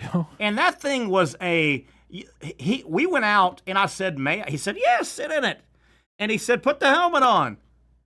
That thing was awesome. And he went through, Casey, everything that Jeep was equipped to do. And I think it was from the Korean War. It was the Jeep used in the Korean War. Yeah. The standard Jeep. That thing, they put that thing together with some thought. Okay. I mean, that thing was a fighting survival machine. See if we can pull that up, man. I'm working on it right now. That dadgum Jeep was incredible. Yeah, he said, sit down, and he took a picture. He took pictures of me, and then yeah, the pictures do exist. It'll be up momentarily. Here's little Sebastian. If you go to Terry Norvelle, right here under photos. All right, hold on. Yeah, there's little Sebastian right there in my backyard. We got a lot of things happening here. We do. Yeah, it's crazy. It's nuts. The one thing that stands out about little Sebastian, and I get asked about this a lot, Terry, why is your bike red and black? I don't know. You don't know. When I adopted little Sebastian. You adopted him now? Yeah, well, I actually bought him. Okay, that makes more sense. I bought him from a friend who got married. He had about 12 beach cruisers. When he and the wife, they melded their lives together, right? Oh, there you go. There you are. Look at that thing. What does that say? 50 caliber or something? Look at the gun. Oh, look at my shirt I got on. Yep. Look at my shirt. How about that? Look at that. There's a gun right in front of me. There's that mounted gun. Yeah. That thing's got like, this is a little scary though out in the field. It's got like a huge secondary gas tank. So if you run out of gas, you got, you don't be out in the middle of nowhere. That thing was, and it's fully drivable. I didn't drive it. I was scared of it. But look at there. Did you notice the shirt? I see the shirt. Did I mention the shirt? Look at the gun in front of me, man. I could have grabbed that. I see the shirt. And, man, it was packed. That's right in front of Sliders, right? And that thing was packed. And there, look at me. Look, I look like a soldier, don't I? Not one that would win the war. Not. I look like, who was the guy that played Gilligan? He had a show where he was Dobie Gillis or something like that. Okay. Look at that. And see what I'm doing? Yonder. I'm taking my troops. Oh, that's what that is. Yeah, that's me saying onward, fighting troops. A little yonder action. Yeah, onward, fighting troops. We're going to go fight. I think I have the ones of your bike. Hold on. Yeah, here's, I'm looking at little Sebastian. I don't know if I can send it to you. It's the bike on the lock. Say that again? On your Facebook, the one that there's like a lock. I don't know. Is it red and black? Yes. The rims are red. Yep. Okay. All right. Yeah. I figured this had to be it. I got one sitting. I got a picture of mine off Facebook. It's sitting. It's up against a fence. Yep. Yeah. Show little Sebastian. Very famous. Oh. And man, you should see all the stickers, man. All kind of places I've been. And really? Yeah. So it's like yeah. It's like a glorified bumper, if you will. Yeah. There's that one right there. Carton surfboards. That's a sticker from Costa Rica. Oh, yeah, that's a different one. Yeah, different shot. You can't really see real good. But yeah, it's little Sebastian right there. See all the stickers? I do. That one in the very back on the back bumper fender thing, that's, I think, from Pearl Jam concert a couple of years ago. And just you rode the bike? I didn't ride it, no, but they bought the sticker. Yeah, they handed the sticker out. And, hold on. Little Sebastian. Hold on. I see the one you're talking about. Yeah, the side one's got the better view. Yeah, I'm trying. Yeah, Slowly all right. but surely. I Okay. didn't have bike talk on the schedule today. Yeah, I'm with you. I'm with you. And we're going to get some baseball talk here in a minute. Will we, though? Yeah. And you can see, like, I'm such a law-abiding citizen. I've got multiple lights. You get a ticket if you don't have lights, front and back. I did not know that. I even got, you see a little red, when you pull that up, it's got a little red flashlight taped. I can turn that on. How about that? Yeah, see the little red flashlight on the handlebars? Yes, I do. I can turn that on. I got another one below the basket you can't see, I don't think. There's one in the back. See all the stickers? That's little Sebastian. That guy can go anywhere, man. See those tires? Well, I mean, I see him. And don't look now. I shouldn't tell this. Okay. But we only have good, nice people that listen and watch this show. See my carry-all, my basket thing up there? I do. I might have a little, what do you call that stuff? Oh, no. Just spray in people's faces. What do you call it? What? To ward people off. Pepper spray? Pepper spray. Yeah, I got a little pepper spray in there just in case something goes down. Never know. I mean, I don't think you have to hide that information. Yeah, I just don't want anybody stealing it if they see my bike, you know? So when you leave the bike, you leave the pepper spray in the basket? Yeah, you don't take it all in with you. You don't. Yeah, I mean, that wouldn't make any sense at all. You don't take it all. If you're a veteran biker, though, you got to know, like, inside that basket, like the other day I got caught in the rain, but I had I thought I might ride by and jump in the ocean, but I didn't. So you put a towel in there, some water.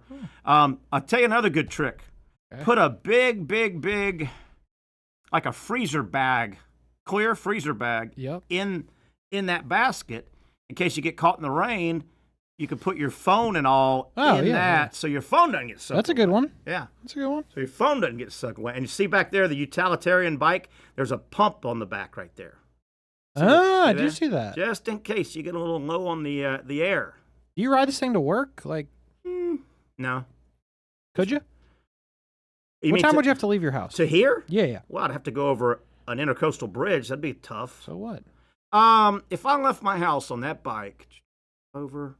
Special. A good solid, I could be here in, let's call it an hour, just not going crazy. An hour? I think it'd take me about an hour. I'm in the Mayport area, so I'd have to go down Mayport Road. Dad, there's no way. You think it'd be faster or slower? Slower. No, I'd be... How fast do you bike? No, but listen, I'd leave my house. I would be at you know where the flyover's at? Yeah. I'd be at the Mayport flyover in 10 minutes. right? 15. Okay, going over the bridge would take me a while.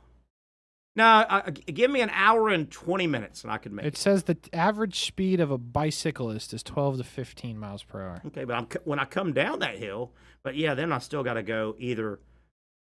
Then I got to decide: do I cross to go to Beach Boulevard on San Pablo? It's taking you 3 Hodges hours. or Kernan? There's no doubt in my mind it's taking you 3 hours. Okay, it would take me 2 hours. I'm thinking 3 still. It would take me 2.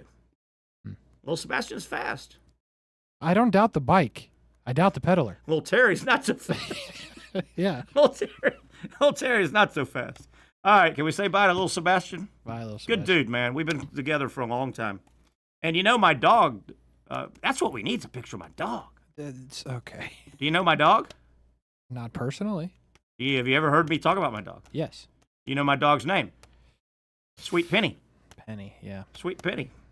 People say, why do you call her Sweet Penny? I said, well, her name's Penny and she's sweet.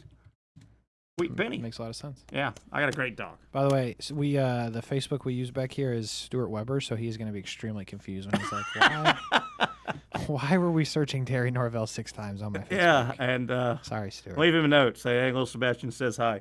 Little Sebastian says hi. Can we squeeze in some baseball talk? Yeah, if you want. What do we got with Louisville? Is that thing over yet?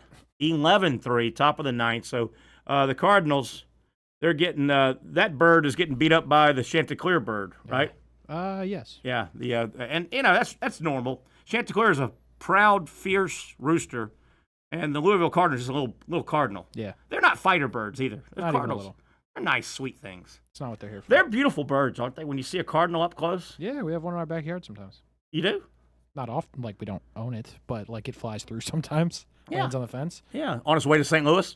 In theory, it would be that direction. Or Louisville. It both would be that direction. I'm showing final 11-3. So Coastal Carolina 3-0. They make it to Saturday. They're done. They don't play Thursday. How dumb. They don't play Friday. What a waste. They get their pitching in order, and they have still not lost since April, right? Yes. They are 56-11, have not lost. They've won 26 in a row, I think it is. Yep. How about that? All right, let's get some baseball talk in. Gosh darn, look at the time. Who's been rambling on today? You. Good grief. You did the impression of the Titanic. we pulled up pictures of your bike. You helped. Yeah. The only halfway serious thing we did today was Dr. Bates, but then you asked him you told him to tell his other doctor friends about the damn Chanticleer. Yes. Yeah, you think he'll do it? I guarantee he'll do it. No, he won't do it. He's a respected intellectual. Hey, number 1, he'll do it. Number 2, he'll give me 0 credit. Well, if it works, yeah. But if it doesn't work, he'll be like, I heard that from Terry. He'll give Yes. Okay, let me get our countdown up here because you have screwed away this whole show. I wouldn't say that's how it happened. We'll pick it up tomorrow, but let me get our countdown.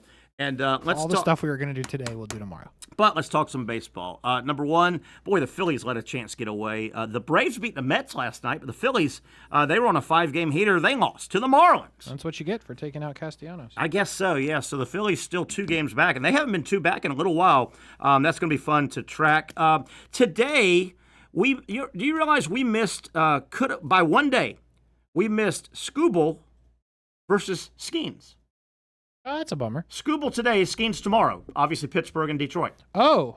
Yeah, see what I'm saying? Hold on. That game got rained out today. So what does that mean? Probably nothing, but in theory, they could.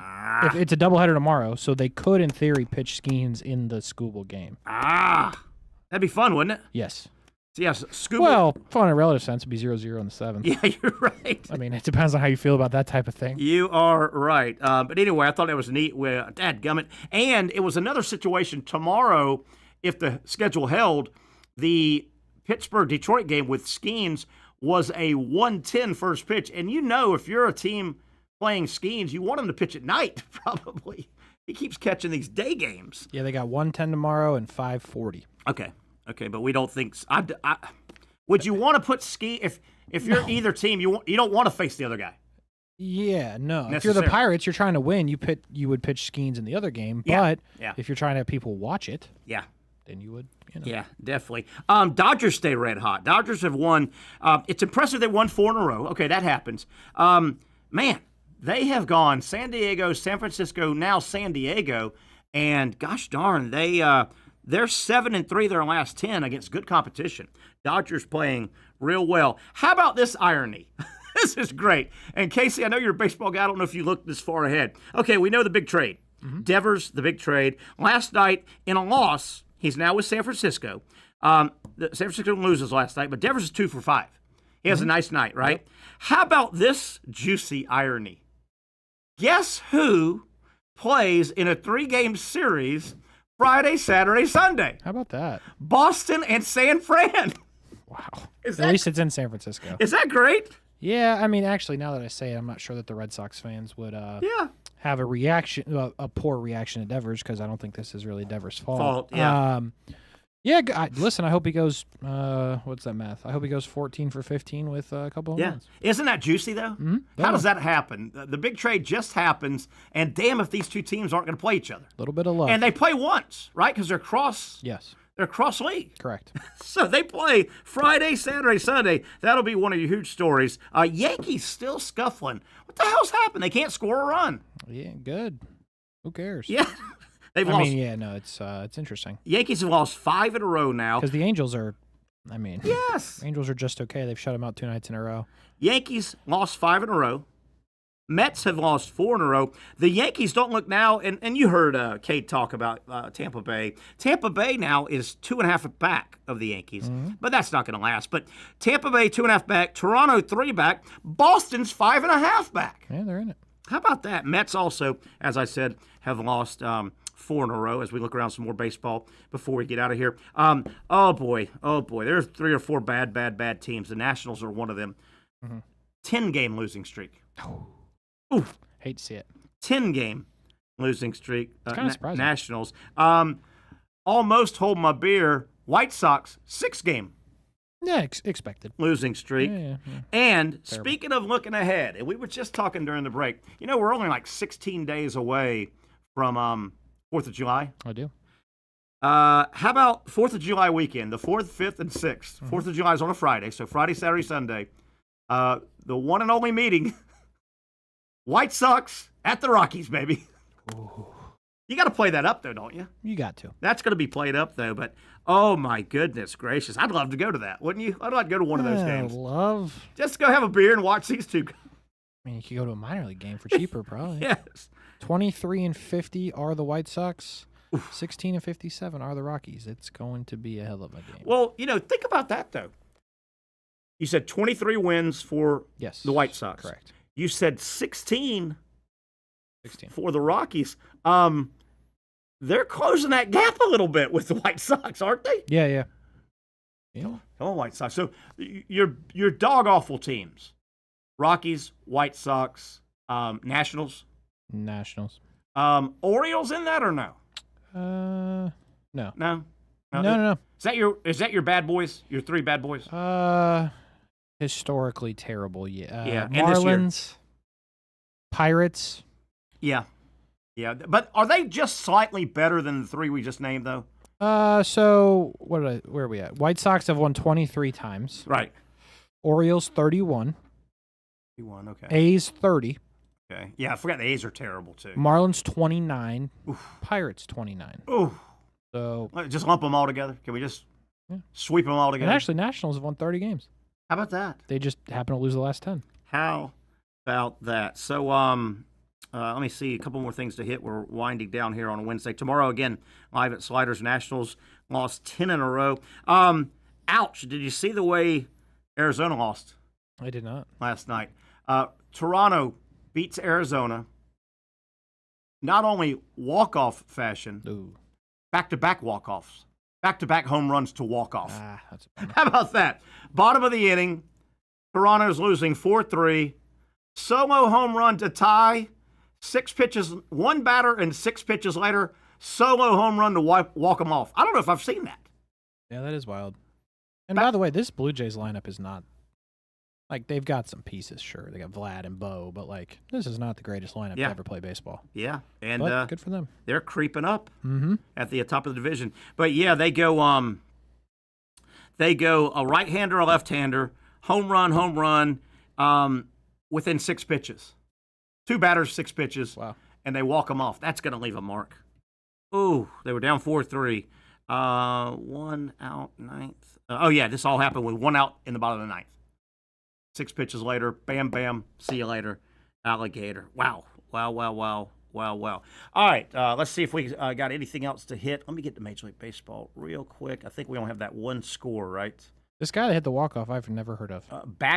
Barger, yeah. Addison Barger? Bichette hit one, right? Yeah, Bichette hit the first one. And then this Barger guy. So, From Tampa, Florida. Boston leading Seattle 3-1. About that. That's in the 7th. 2 pretty good teams there. Seattle's pretty good, right? Mm-hmm. Postponed, as you said, Pittsburgh, Detroit. They'll play a doubleheader.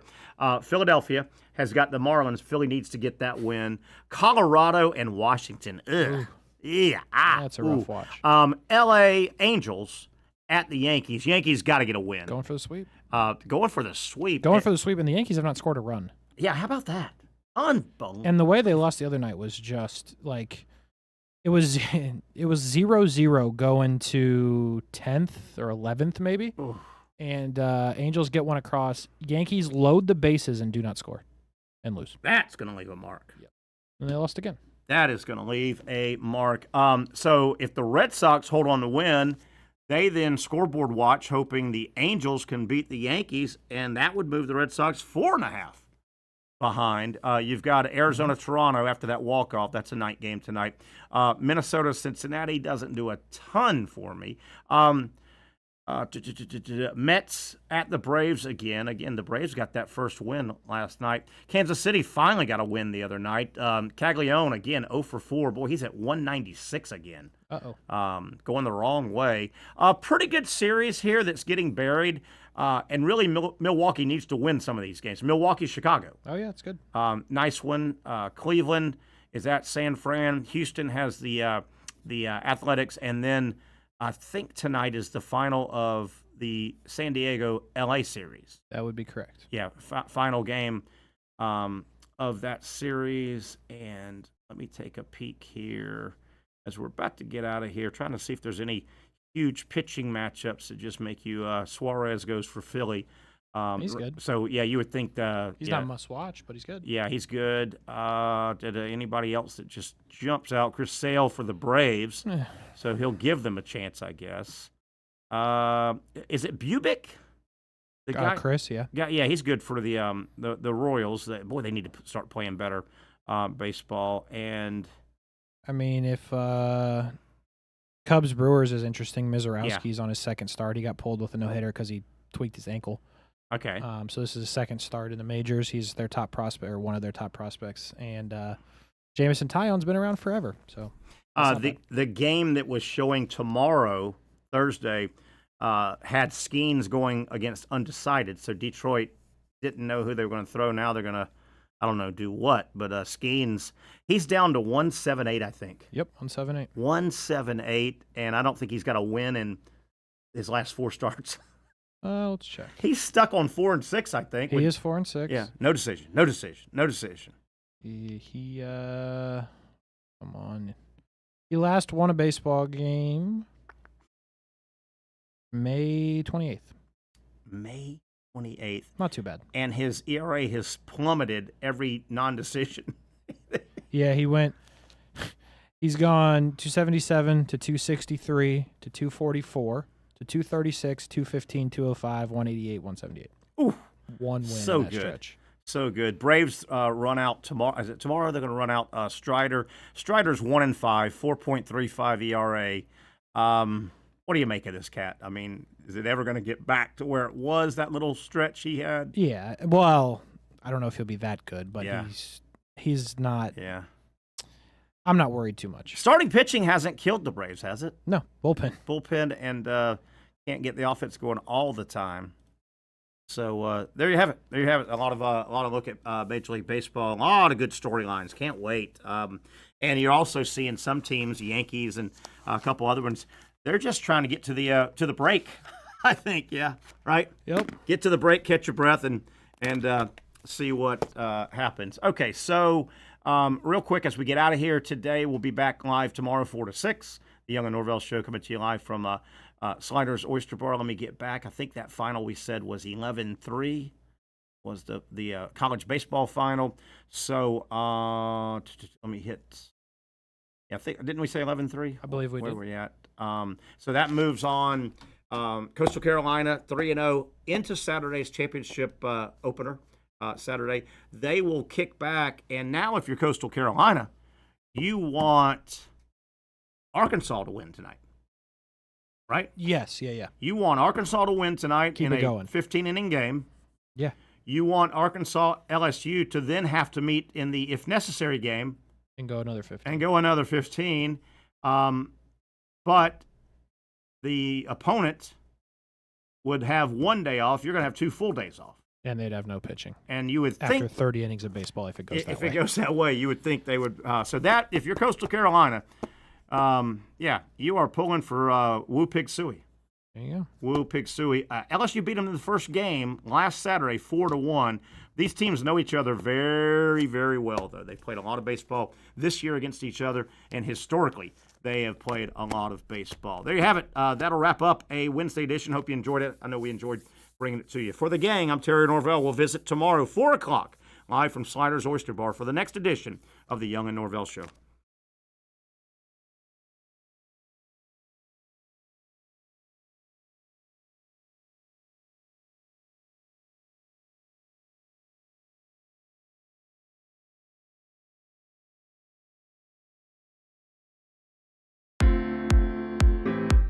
At Southeast Orthopedic Specialists, we know pain and injuries can stop you from doing what you love.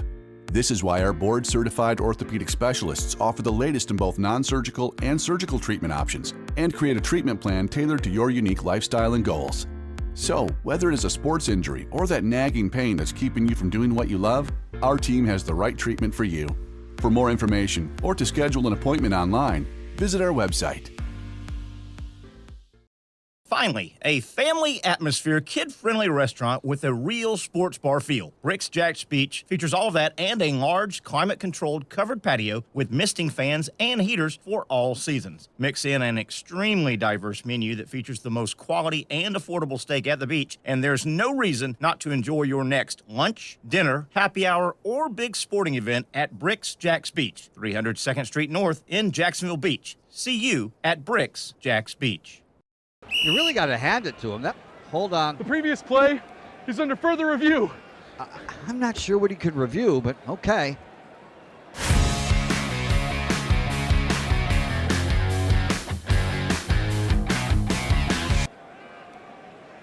Sure has been a while. Dine in at Hurricane Grill and Wings for the football season. Well, there he is. Oh, what is that? The schedules are out for another summer of soccer here in Jacksonville with the Armada men's and women's under-23 squads, starting with the ladies and the home opener on May 24th. 2 weeks later, they're back in Northeast Florida for a June 7th matchup. The season wraps up with a pair of Friday night home matches June 20th and the 27th. As for the boys in blue, they debut against a couple league newcomers on May 9th and 17th respectively, with more home dates on May 31st, June 14th, and June 21st. All those matches are at Edward Waters University, and you can watch them live on the Action Sports Jax 24/7 network. Those teams are a big focus on Fleet and Footy, covering the big soccer stories each week on the Action Sports Jax 24/7 network. I'll put one in the back of the net for you. Join us for player profiles, fun interviews, and the very latest on the Fleet and all things footy. That's every Thursday at 2 p.m.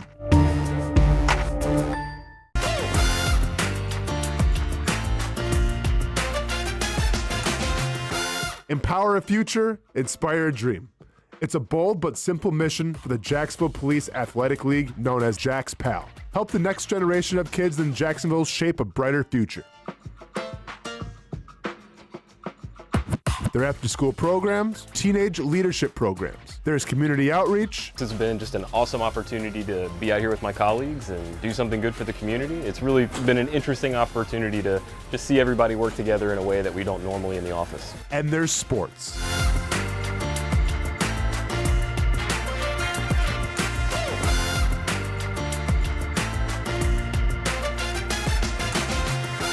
There are also ways you can help the next generation with a donation of any kind. Just visit jaxpal.org to get more information. Empower a future, inspire a dream with Jax Pal.